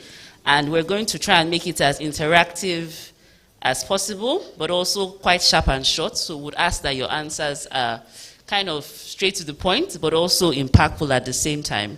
And I'm going to hit the bullet straight at Mr. Dr. Noah, who is also one of the people I disturb a lot. So thank you for, for coming here as well, sir. As we heard the compare mention, Lagos State has just launched Betty, where the 30-year state development plan was launched. A lot of expectation, a lot of interest in private and public sector because it means that the state has a clear vision for what it wants. I would like you to please speak to how what we're doing here today with regards to the DD profile aligns with the findings from the estimation and the 30-year LSDP, and why it is critical that Lagos State starts implementing these recommendations, and how it really aligns well with LSDP, and in what way can the state start, you think, because we've come here today, in what way can we start off kicking it off? Okay, thank you very much, and welcome everyone. For demographic dividend roadmap and the profile that Lagos State had estimated, there are a lot of recommendations therein and the activities. Specifically, thank God that the State Development Plan had come on board, which is now a bigger house that is housing demographic dividend roadmap. The roadmap contains a lot of activities, specifically 5 thematic pillars, about 22 investments, as well as 78 smart activities. They were specific, measurable, achievable, realistic, and timely. As a matter of fact, most of them had 2023 to 2024 timeline, as well as the responsible agencies, all the stakeholders, CSOs, academia, and so on. Now, these activities, vis-a-vis what we have in the thematic pillars, for the State Development Plan, it has about 4 broad objectives. Like Prof showed us during the presentation, the demographic dividend roadmap has 5 thematic pillars. So, development plan has 4 broad objectives. So these thematic pillars were actually subsumed inside the broad objectives. So we have the development plan has 20 focus areas. Okay. So for these 20 focus areas, I would say that after going through, I discovered that specifically focus area 1 to 8 actually spoke to thematic pillar 3 in demographic dividend, which is employment and entrepreneurship. So all these 8 focus areas were actually designed, the activities there, which also has, I think, about 60 initiatives. You know, the development plan has 350 initiatives altogether, and it's supposed, these are initiatives that are supposed to drive up till 2052, the immediate term, near term, short term, and the long term. So dividend spoke specifically to the near term and the immediate plan. Now, going forward, it is expected that these activities are going to be, the cost estimates are going to be done, and this will lead to the activities that's already in the MTSS, then to annual budget, so that we could know which one will the state prioritize in the immediate term, in the near term, and rolling now to the future term. Then, specifically, there is need to also work on M&E. It's not enough to say, okay, we have this budget. We have this budgeted for. At the end of the day, what proportion of these activities were actually executed? Which one is going to roll over? Which one is going to be dropped to achieve the long-term goal that we have? Regarding the gap analysis, because of the population projection, Lagos population has been projected to reach 40 million by 2050, around the time the plan will end. Now, that's massive, almost double the population. Now, we can imagine, assuming we have times 2 of the population we have now, it has implication for the housing, it has implication for education, it has implication for healthcare. The results, the main finding of that estimation shows that by that time, there will be 23% of this population as children below 15 years. So that has implication for the healthcare as well as for the education. By WHO standard, by that time, Lagos supposed to have 66,681 physicians who will not japa, who will be here to take care of the healthcare needs of the population. Then 123,000 nurses and midwives. What do we have now? Do we have the mechanism to either train these people or to attract them to Lagos? Right? Majorly for education, for the school-age children, they are supposed to, they have estimated to be 12.8 million by 2050. This will require almost 350,000 teachers to take care of them. This education became an issue we were passionate about when we were estimating this profile. Why? We realized that Lagos residents spend so much, ridiculously high amounts for secondary education. And we tried to find out, is it real? Is it true? Coincidentally, the school opposite the venue where we were was an example readily available for us, how much we were being paid. It was massive. Yeah. Then we were now interrogating the outcome. The children there, were they necessarily performing better than those ones from public schools? So that may be a level of advocacy we need to do, because chunk of these expenses that Prof talked about were being consumed by secondary education. More sensitization needed to be done then to prepare the public school in case these people are interested to move their children to that public school. Well, that would be great in case, Dr. Noah. Thank you very much for that. But yeah, thank you so much, Dr. Noah. I think a lot of things you said are very potent, especially, unfortunately, the commissioner has left. But I think the points you raised around, and it's been said also around physicians and educators that we need by 2050. 40 million is a very staggering number. But I think I also want to bring out the fact that I think you're saying that the LSDP really aligns with the findings from the DD and the need for Lagos to plan, which it has already started quite effectively. So we're going to move on to Mr. Bernard, please. I think based on some of the areas that Dr. Noah has highlighted, private sector is very important because the public sector can only do so much. We hear things like Lagos be 40 million in 2050, you know, and I mean, the Lagos state government is very capable, but you know, private sector has a very major role to play.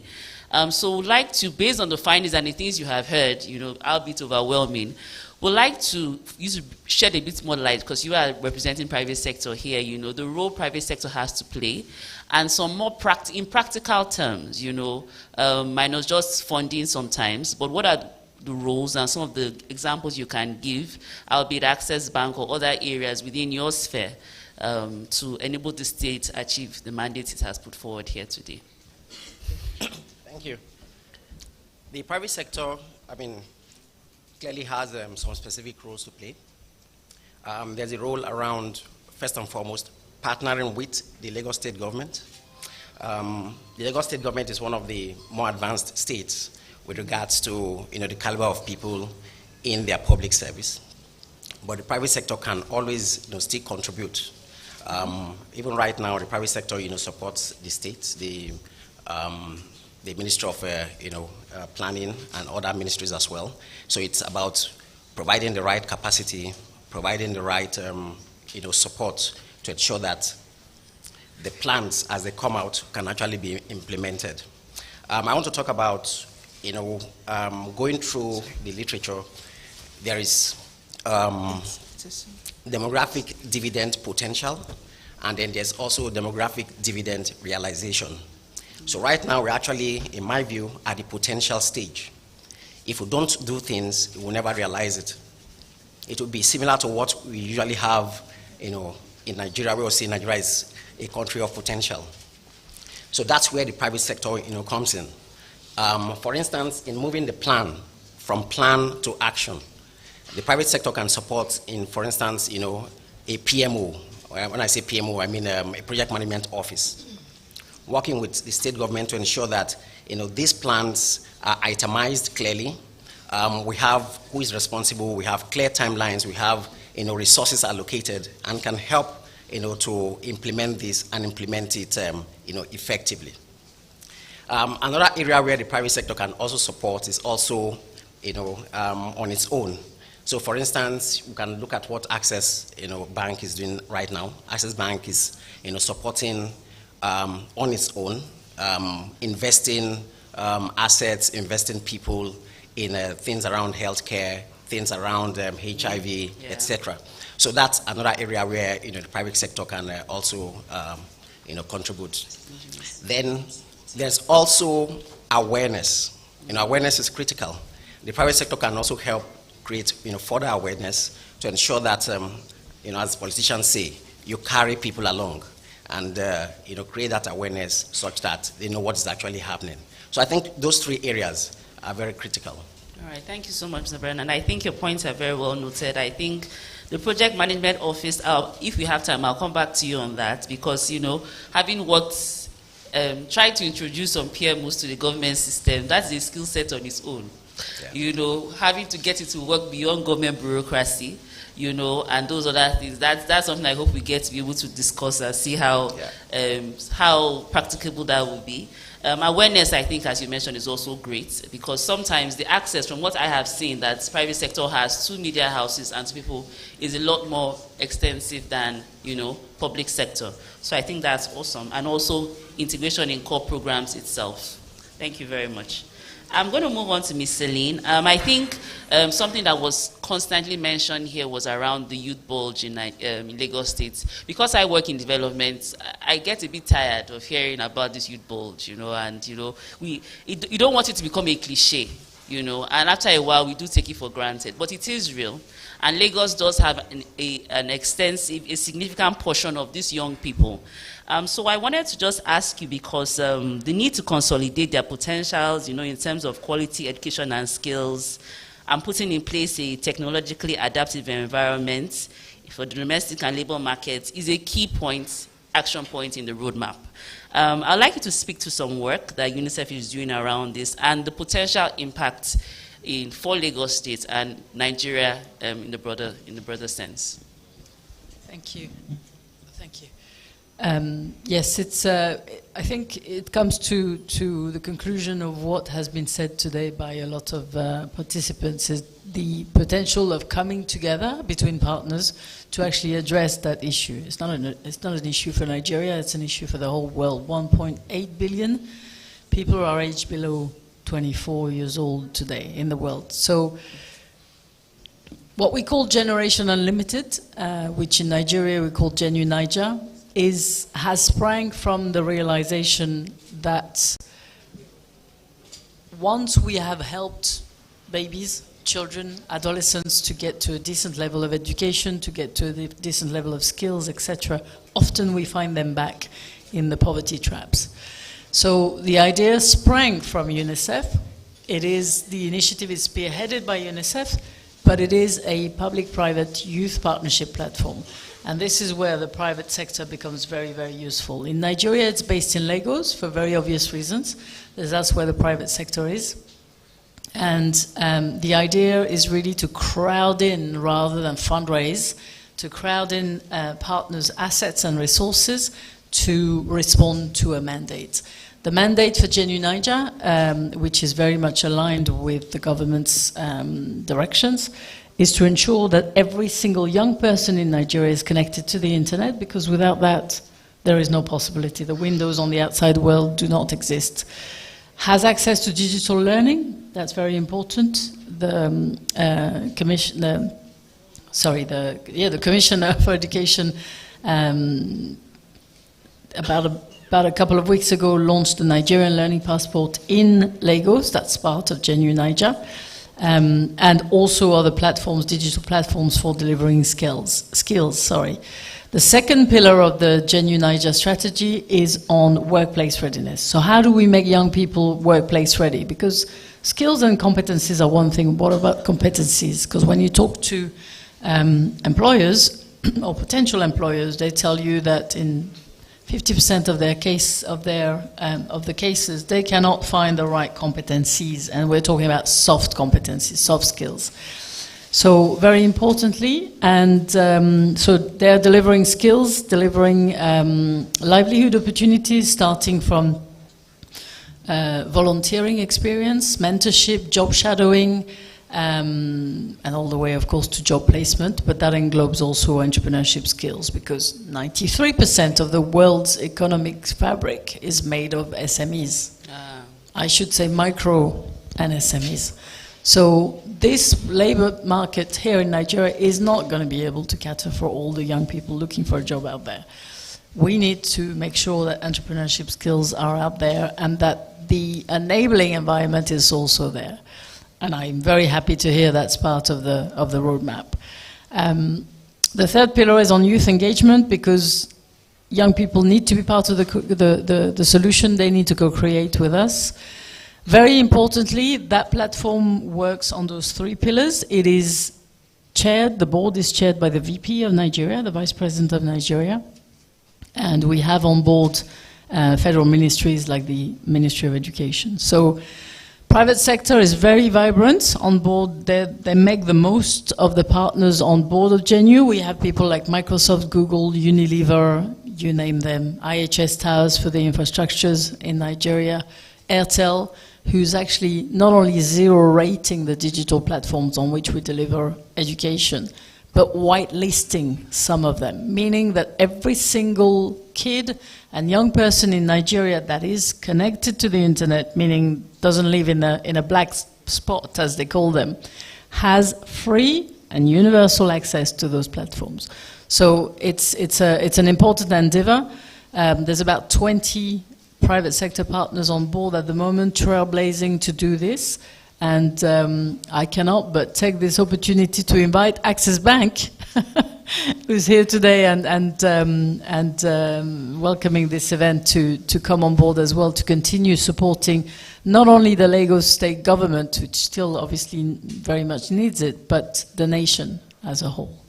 Thank you very much, Mr. Lee. Thank you. I think as UNFPA is also part of the GenU Niger initiative, and I think its potential is going to be, the impact is going to be, if well done, and it will be well done, it's going to be very, very impactful on young people, not just in Lagos, but in Nigeria as a whole.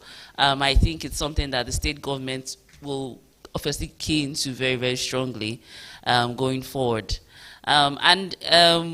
We talk a lot about youth balls, the potential, the young people, but we don't really hear from these so-called young people. They become like aliens, supposedly, but they are not. They are real. They are on the streets, you know. So we got one of them. We have George here. George is a young person. I think there's no better person to speak to, you know, some of the issues, you know. I mean, obviously, we know some of the issues, but I think it's always best when a young person themselves speaks to some of the issues they encounter. So as a young person in Lagos State, I would like you to speak across the spectrum, you know, of DD, to speak specifically to some of the challenges young people experience in the work, in the economy or the sector we're in now, across education, skills, entrepreneurship, health, you know, and how you think best in the state can support, or how these challenges can be overcome from your thinking. Well, speak first to the challenges and then what you think around how the state can best engage and support young people better. Okay, thank you very much, ma'am. And thank you for that analogy about the fact that we are not ghosts, we're actually here. And the whole issue used to be that, oh, young people do not want to come forward, they do not want to volunteer their skills. Now we're volunteered for so long that our competencies are not being relegated to just volunteers. Now we have more young people that have built capacity enough to stand on some podiums and some, you know, high-level meetings to be able to contribute effectively, but we don't see them there. I'm hoping that, as my co-panelist has said, he mentioned the fact that we are at the potential stage now. Yeah, it's not a news that Lagos is, you know, big when it comes to young people. We have a lot of young people in Lagos who have great potentials. Now, in that movement from potentials into realization, young people should move from being in the boardrooms of announcements to being in the boardrooms of implementation. That is, we need to start becoming part of the implementation stage. And also, I want to speak to the fact that Prof was making his presentation and he gave us a great analogy about the age gap and how young people are like the bedrock, they're like the working population that we need to ensure that they have the right needs and necessities to be able to effectively provide. Now, if this set of young people do not have access to the right health services, such as sexual and reproductive health services, it means that they will not be able to effectively contribute. Now, I'm going to appeal the health insurance scheme. I don't know if it covers sexual and reproductive health services, but if it does not, I think this is a call from young people to you, sir, to please help us so that we can have young people who are able to access some of these services, because trust me, these services are key to ensuring that we're able to achieve demographic dividend in the long run. And also, I want to speak to the aspect of education, right? Our education system in Lagos needs to be refined. As we have said, countless people have come here and said that Lagos has its own specific needs and specific, should I say, potentials that is different from other states. And that is because Lagos is currently, and every time we have more young people coming into Lagos, seeking greener pastures, studies, and all that. Now, how can we ensure that these young people have access to some of the skills that we need to contribute effectively, even from their schools? Now, I study history and international relations from Lagos State University here in Lagos. And I can say to you that some of the skills that I need, even outside of school, I did not learn them from school. I learned them from outside of school. So how can we start bringing those skills to the students in schools? And sir, you mentioned the fact that we don't have enough people who are currently on board with the insurance scheme. Sir, Lagos State University has over 35,000 students, if I'm not mistaken.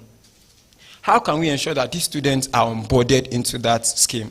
Then from there, we can now move to their parents and then to other people. This is just an idea that will come if you have young people on the table more often. Yes. And I hope that we'll move from that part, or should I say that point, of just, tokenism. Oh, come, let us just announce, to having young people on the board and having young people speak for themselves and not speak for us. Thank you very much. Thank you, George. I think you put across very, very valid points. The need to actively engage young people in decision making for the long term if you really want to achieve where we want to go to.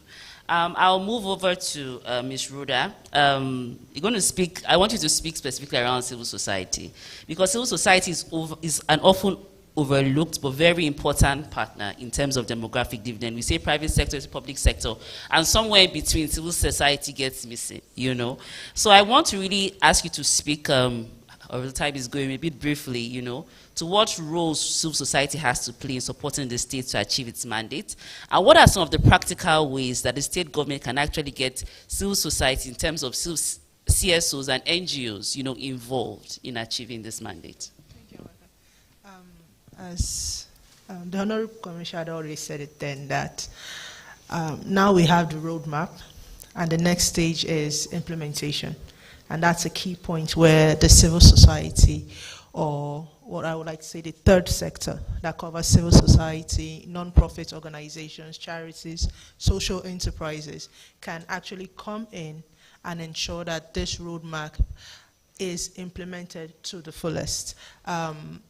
As a development practitioner, I have spent a number of years working with both states and private sector, that's the public and private sector, in understanding the unique needs of different populations within our society, from young people to women to those in rural communities and underserved communities.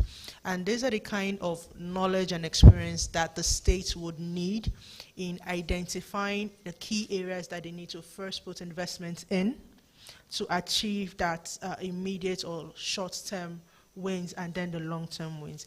Having civil society in the same space, not just in as George has said, not just in announcing and developing the project. And I'm very sure, working with UNFPA, we've spent a number of years working on achieving demographic dividend from 2019 when we held the first private sector conference on harnessing demographic dividend to now, ensuring that all relevant parties are involved in the process of achieving demographic dividend is a key role that a civil society can play in. And also ensuring that the dividends that get paid out actually reach those it's intended for, and we do not have groups of people who fall within the gaps of development, those that are hard to reach, those that do not have access to the internet, those that do not understand what demographic dividend is in the first place, those that do not understand what they need to do to actually live to their full potential. And this is where the third sector comes in, and ranging from charities to faith-based organizations, having that full rounded discussion and active working engagement with each party is a key role that we see ourselves as civil society and non-profit organizations playing in communities. Not only this, working directly with the private sector.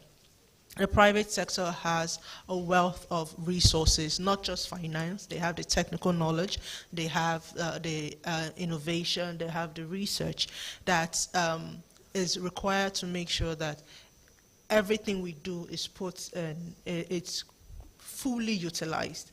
And Access Bank we've been working with Access Bank for a number of years, and they've consistently supported different initiatives that contribute to the achievement of demographic dividend, from a health initiative that is reaching young people with sexual and reproductive health and providing the platform to enable them speak for themselves, to initiatives that build their capacity in terms of thinking of innovative ways of creating impact in their society, both on a human-based side and in economic arena, and to contributing to more new age education systems. So these are areas that working with the private sector can lead to further development in the roadmap that has just been released. Yeah, okay, thank you. Thanks a lot, Rhoda. I think you really brought a different angle to it, because, and I think the model Hasty has with Access Bank is quite innovative, because a lot of times civil society stands on their own,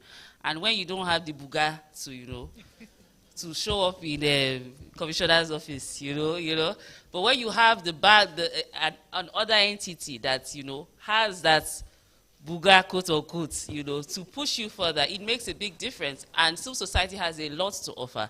So I think partnerships such as, in the model you have brought up, really, is something that is to be explored. It's something innovative. And I think it's something that hopefully we can find how to best use to achieve what we want to achieve.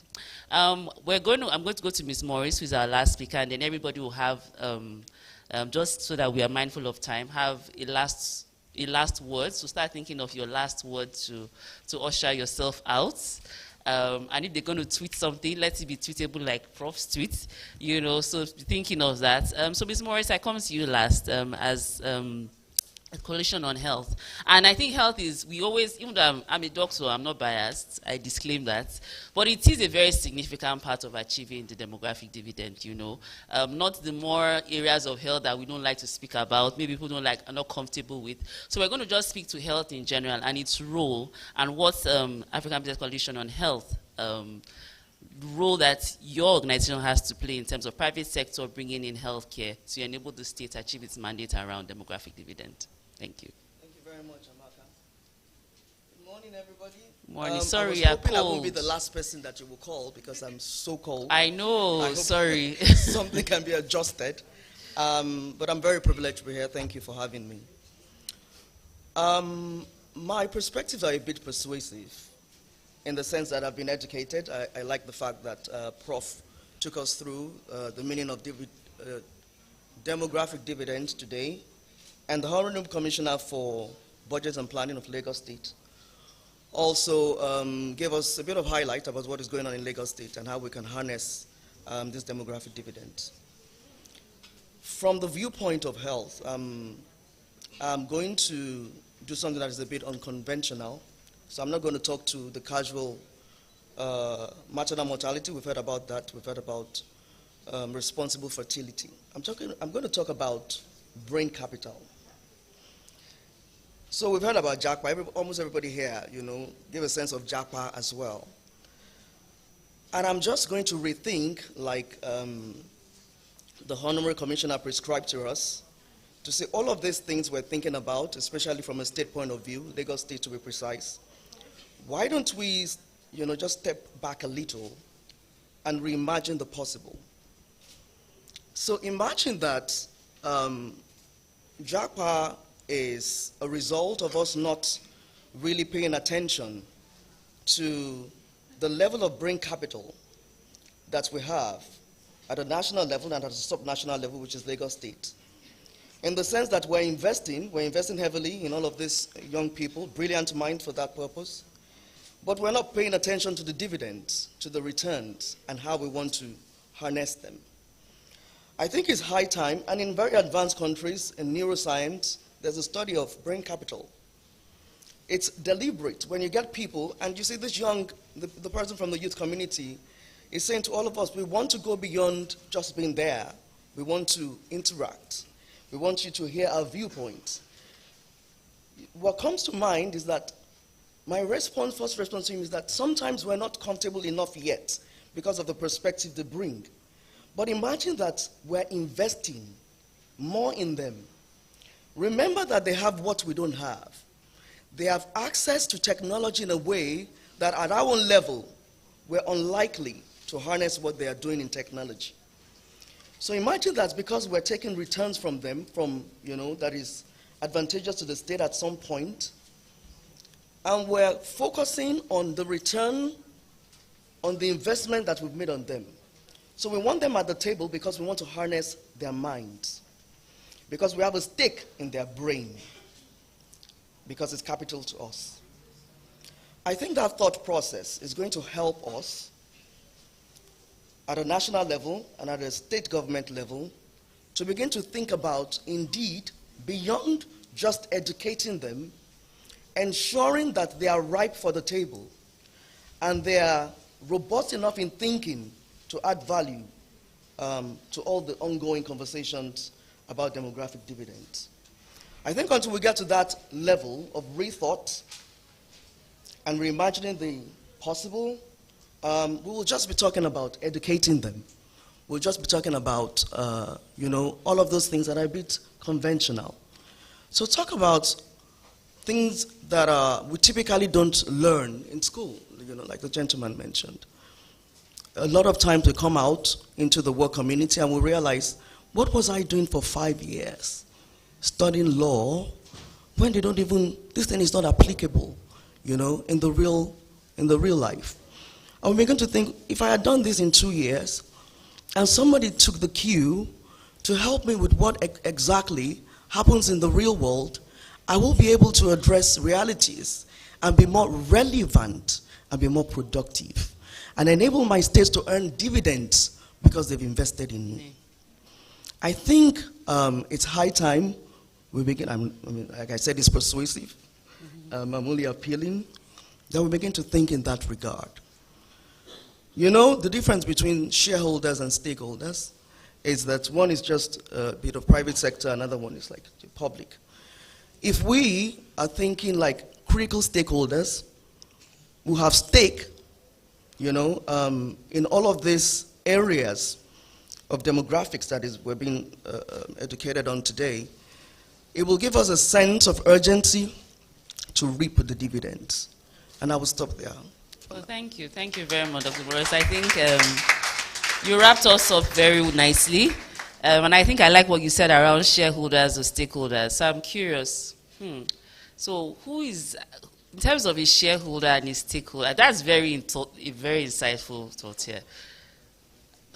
On the panel here, raise up your hand if you are a shareholder in Didi.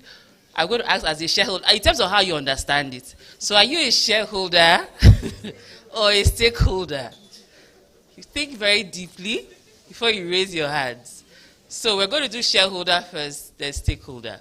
So if you are a shareholder, raise up your hand. No shareholders. Okay, stakeholder. Okay, or neither. Or both? Oh, you're both. Okay, yeah. So it depends on how, but I think, thank you very much. I think that was very insightful. Who is the shareholder in it and who is a stakeholder? Which carries more weight? But thank you very, very much, Dr. Morris. And your thoughts around brain capital, I think when we even say that as compared to human capital, it definitely makes it more visual and why it's so important.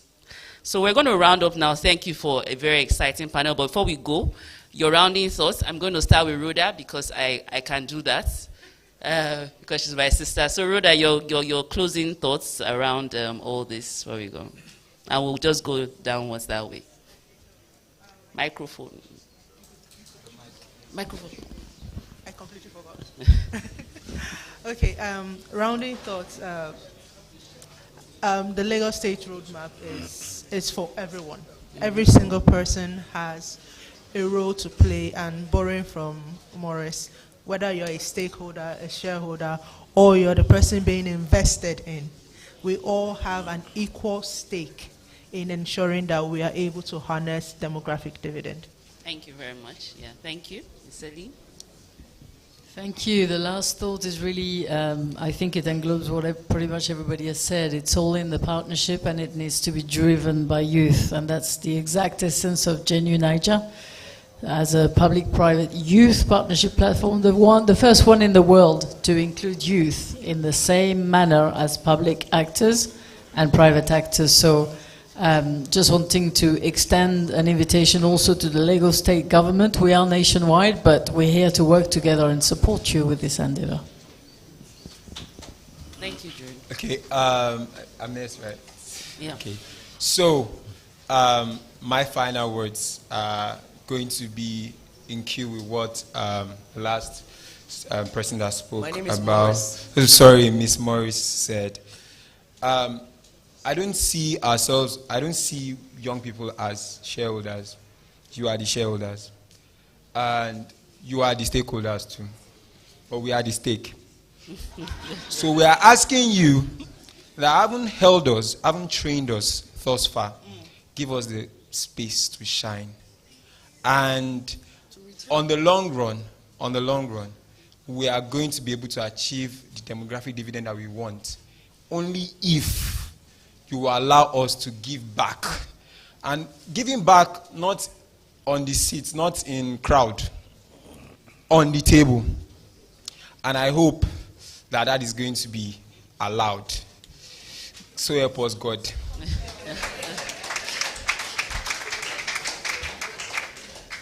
All right, thank you. So I'm going to close by saying that, demographic dividend is not just about having, people in the working population bracket. It's actually about, having empowered people in that bracket. We have, or the state has already, documented, the roadmap. We have the strategy document as well.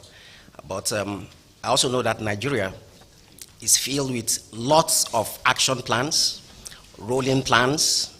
It's rolling all the time. The difference really will be in implementation. So my charge to the honorable commissioners here present and the state at large is how do you implement this such that in 5-10 years' time, we are not talking about a plan, we are talking about things that are on ground. Thank you. Thank you. Thank you very much. Okay, thank you. Little bit elated today. Lagos started as the first subnational effort on DD Nigeria, and a time came where it appears some 2 other states were actually overtaking Lagos. But with these events today, Lagos has actually retained the leading position by launching these 2 products. And I want to advocate that you should please, let's surge ahead. Some other states are actually trying to, most times they don't even want to hear Lagos. Whether they like it or not, Lagos has always been a good example in the country. So we should not rest on ours. As a researcher, I'm much more interested in the kind of data and research outputs that we could leverage upon in Lagos State. so that when we want to say, okay, this is what should be done, we've seen the results. It's actually highly data intensive. So we need to reorganize our data bureau of statistics in such a way that on the regular basis, we'll be able to track the progress of this plan. It's just a document. We could set up committees and say, yes, we need to do this, we need to do this. So we need a mechanism in place right away for us to be able to track the progress and monitor it in a specific term. And I think that is achievable. For the youth, fine. We've had a lot of investments, but I also want to say that nothing comes easy, especially from these people that are holding the stake. So you need to be able to earn that trust and strategically position yourself to take away your stake. Thank you. Thank you very much. Thank you so much. Dr. Morris, any final words? Thank you very much. Mine is just also to say that as key stakeholders that we all are, beyond focusing on mobilization of resources that we think the business community has to bring, I think it's important that we also know about the aggregation of competencies that the business community brings, so the private sector. There are a lot of resources in kind embedded in the critical key stakeholder of the business community. So I want to appeal to us, and by that way also letting you know, in African Business Coalition for Health, where I'm CEO, founded by Alhaji Aliko Dangote and Aiboje Mokwedi, there is an ongoing initiative that we have in partnership with the Global Business Coalition for Health. In that initiative, we've identified a gap in the health community, in the sense that we think that if the business community brings all of its knowledge in investment banking, like Access Bank, and by the way, Access Bank are fantastic partners. They've supported us through and through, and I'm sure they're supporting a whole lot of others like us. In bringing that competency of accessing funding that is lacking by default in either a health entrepreneur or a health practitioner. As you know, under medicine, doctors are not being taught how to access funds. Government is not putting enough money on the table as far as health is concerned across subnationals. So beyond Lagos State, let's say Lagos State is trying, but outside of Lagos State, what is really happening? We think the next frontier of health development is going to happen with the health entrepreneurs. The earlier subnational governments like Lagos State recognize that these health entrepreneurs need to be invested into to be able to access the right funding, either by donor or by investors who will get return on investments, that will constitute the pipeline that will form their public-private partnerships in health, the better. Thank you very much. Thank you very much. I would like to extend a big thank you to all our panelists today. I think you were selected because really, I think you are cross-sector of everything that the Lagos State government requires to achieve its mandate when it comes to demographic dividend, from healthcare, private healthcare, to the academia, to private sector, to the youth community, to a development partner that is doing one of the largest programs in the world and has brought it to Nigeria, Genu Niger, and to civil society. Those are all the key platforms on which public sector needs to stand to be able to achieve its demographic dividend. So we're so thankful, we're so grateful. I hope everyone, please put your hands together for them. If you've had, hopefully we've learned a lot today.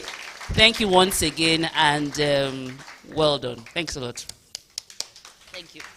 Sorry, just before you go, can we stand up for a photo op? Dr. Amaka, you might as well join them. Once again, can we put our hands together for them?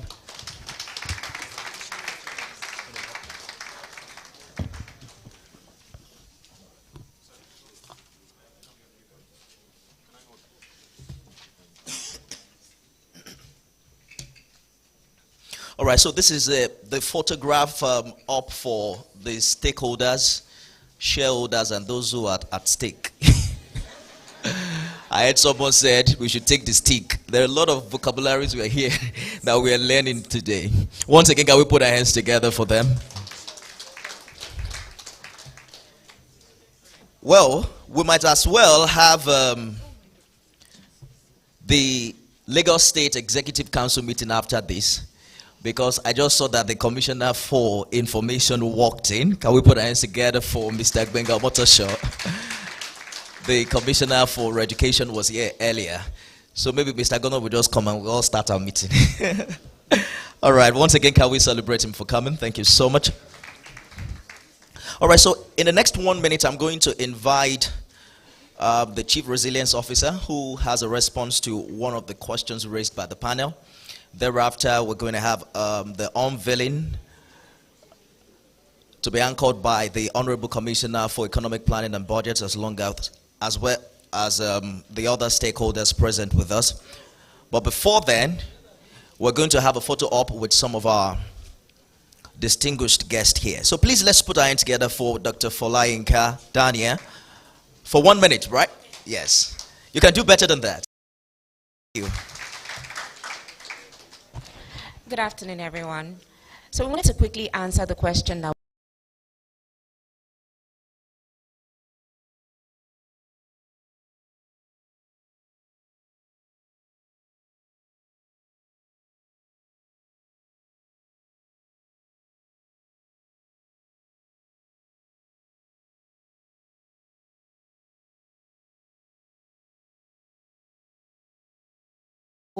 register as a group and then just speak to your VC, I think it's your VC's office. So as a group, you can register as a group, and the platform actually allows for group student discounts as in coming on the scheme. So you might not pay as much as the figure that was mentioned by the commissioner earlier. So it's possible, but you need to ask for it. We're going through different universities, but we haven't gotten to LASU yet. But if you do ask, I'm sure we can expedite action in your favor. Thank you. Thank you very much. Lagos is working, right? All right, so for a brief photo session, please welcome with me the Honorable Commissioner, Minister of Economic Planning and Budget, Mr. Sam Egube. Kindly please step out.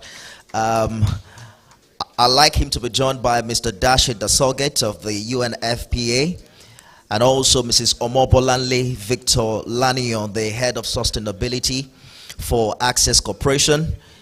Since the Honorable Commissioner for Information is here, yes, you can also join them.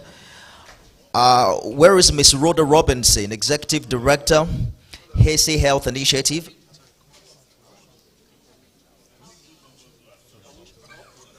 Yes. I think it's there already. Yes, please join them for the photo op. Okay. Ms. Selin, please, can you join them?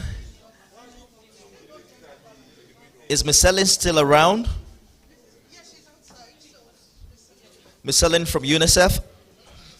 Professor Olaniyon, please, kindly join them. Prof.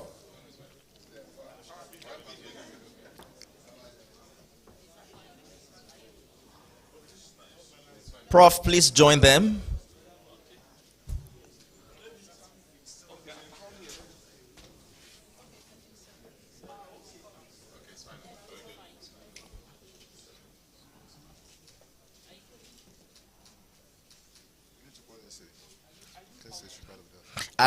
Are, please kindly join them. My apologies. Essay to the Governor on Economic Planning and Budget. Sir, this way, sir. They said your color blends better with with Mr. Dasogot.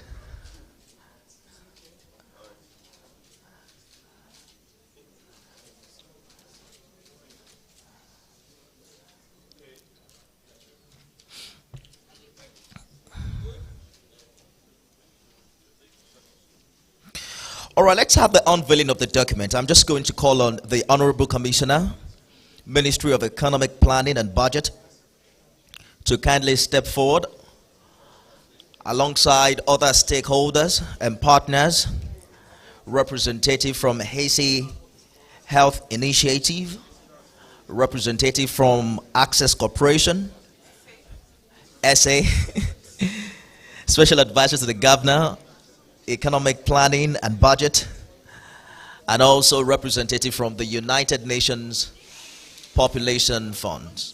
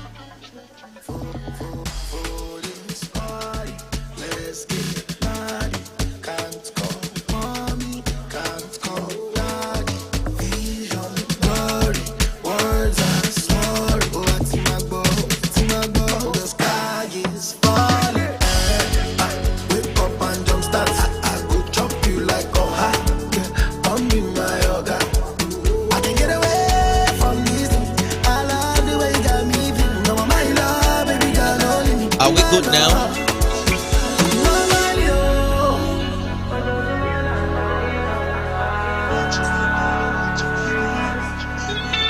Lucky now.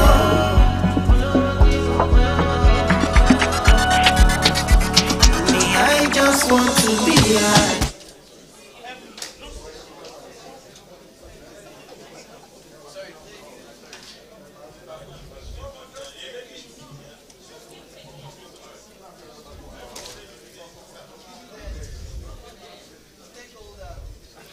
All right, thank you so very much. Are we good now?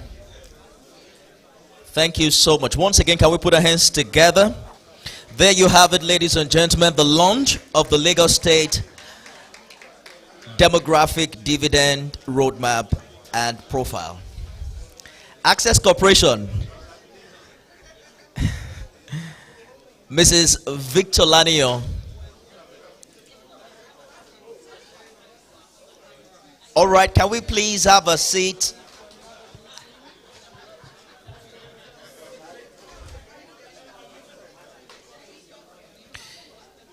Can we please have a seat now so we can have the vote of thanks? I'm going to be calling shortly on. All right, so I'm waiting for the hall to be settled so that we can move on.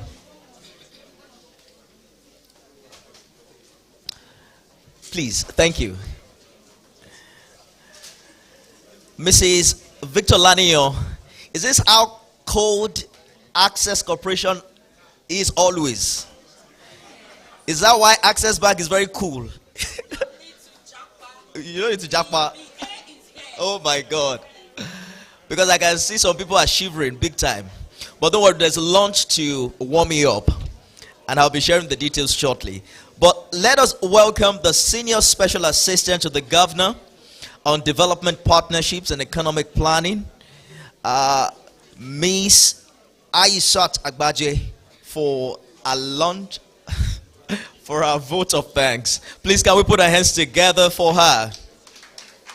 You can do better than that. Thank you. Thank you. So, just to start, today we have made history. We have set our footprints in the sand. Today we have proven that Nigeria can change the course of Africa. We have acknowledged the importance of young minds in our institute. Okay, that's loud.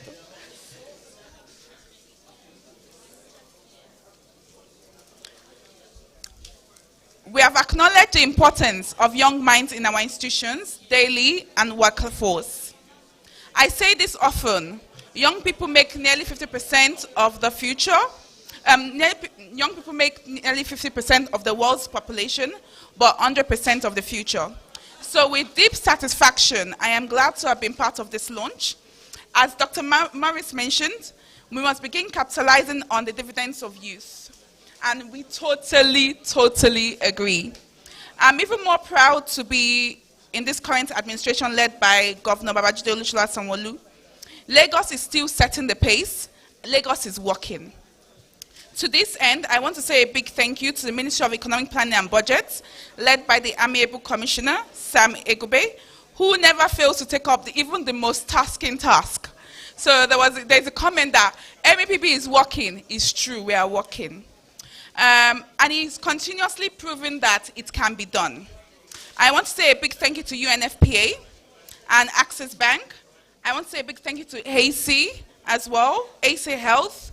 This is what private sector is meant to be. This sort of partnership is the ideal sort of partnership to support and advance the course of changing livelihoods. You have chosen to set a new standard, and we say another big thank you. This partnership doesn't stop here. We hope we can continue building this fruitful relationship. Thank you to all the EXCO members here present, the special advisors, the permanent secretaries, directors, head of agencies, the organized private sector, staffs of Lagos State, and all our partners. Thank you for constantly honoring us when we call. We hope we can do this more often. Thank you.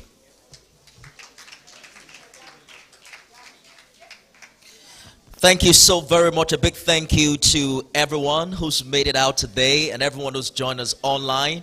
We really appreciate you. We want to thank the Lagos State Ministry of Economic Planning and Budget. A big thank you to the United Nations Population Funds and the Hasty Health Initiative. Thank you so much for making this happen. And I want to especially thank everyone who's also find time to come out. We'll continue this conversation on TVC News at 7 or 10. And I hope that you find time to join.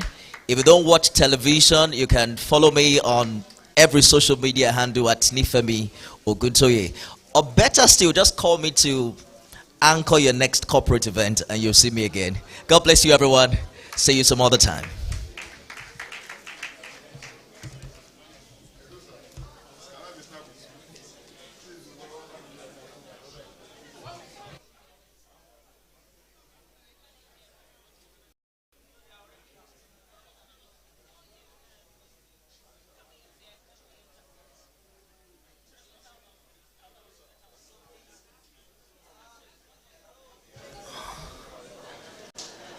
As you leave, please kindly take your lunch from the ushers on your way out. Thank you very much. Oh, in the next room, please remember to take your lunch in the next room before you leave.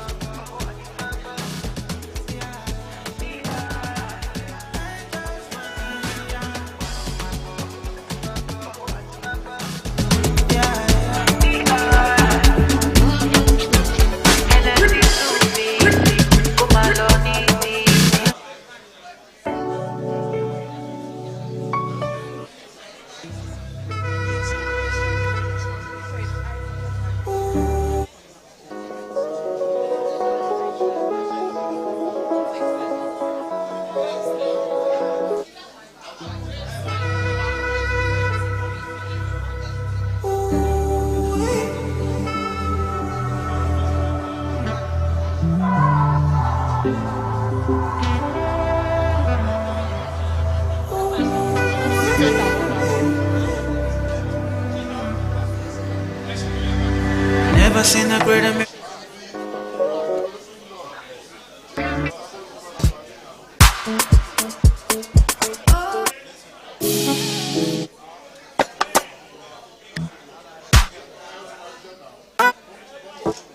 Shock you.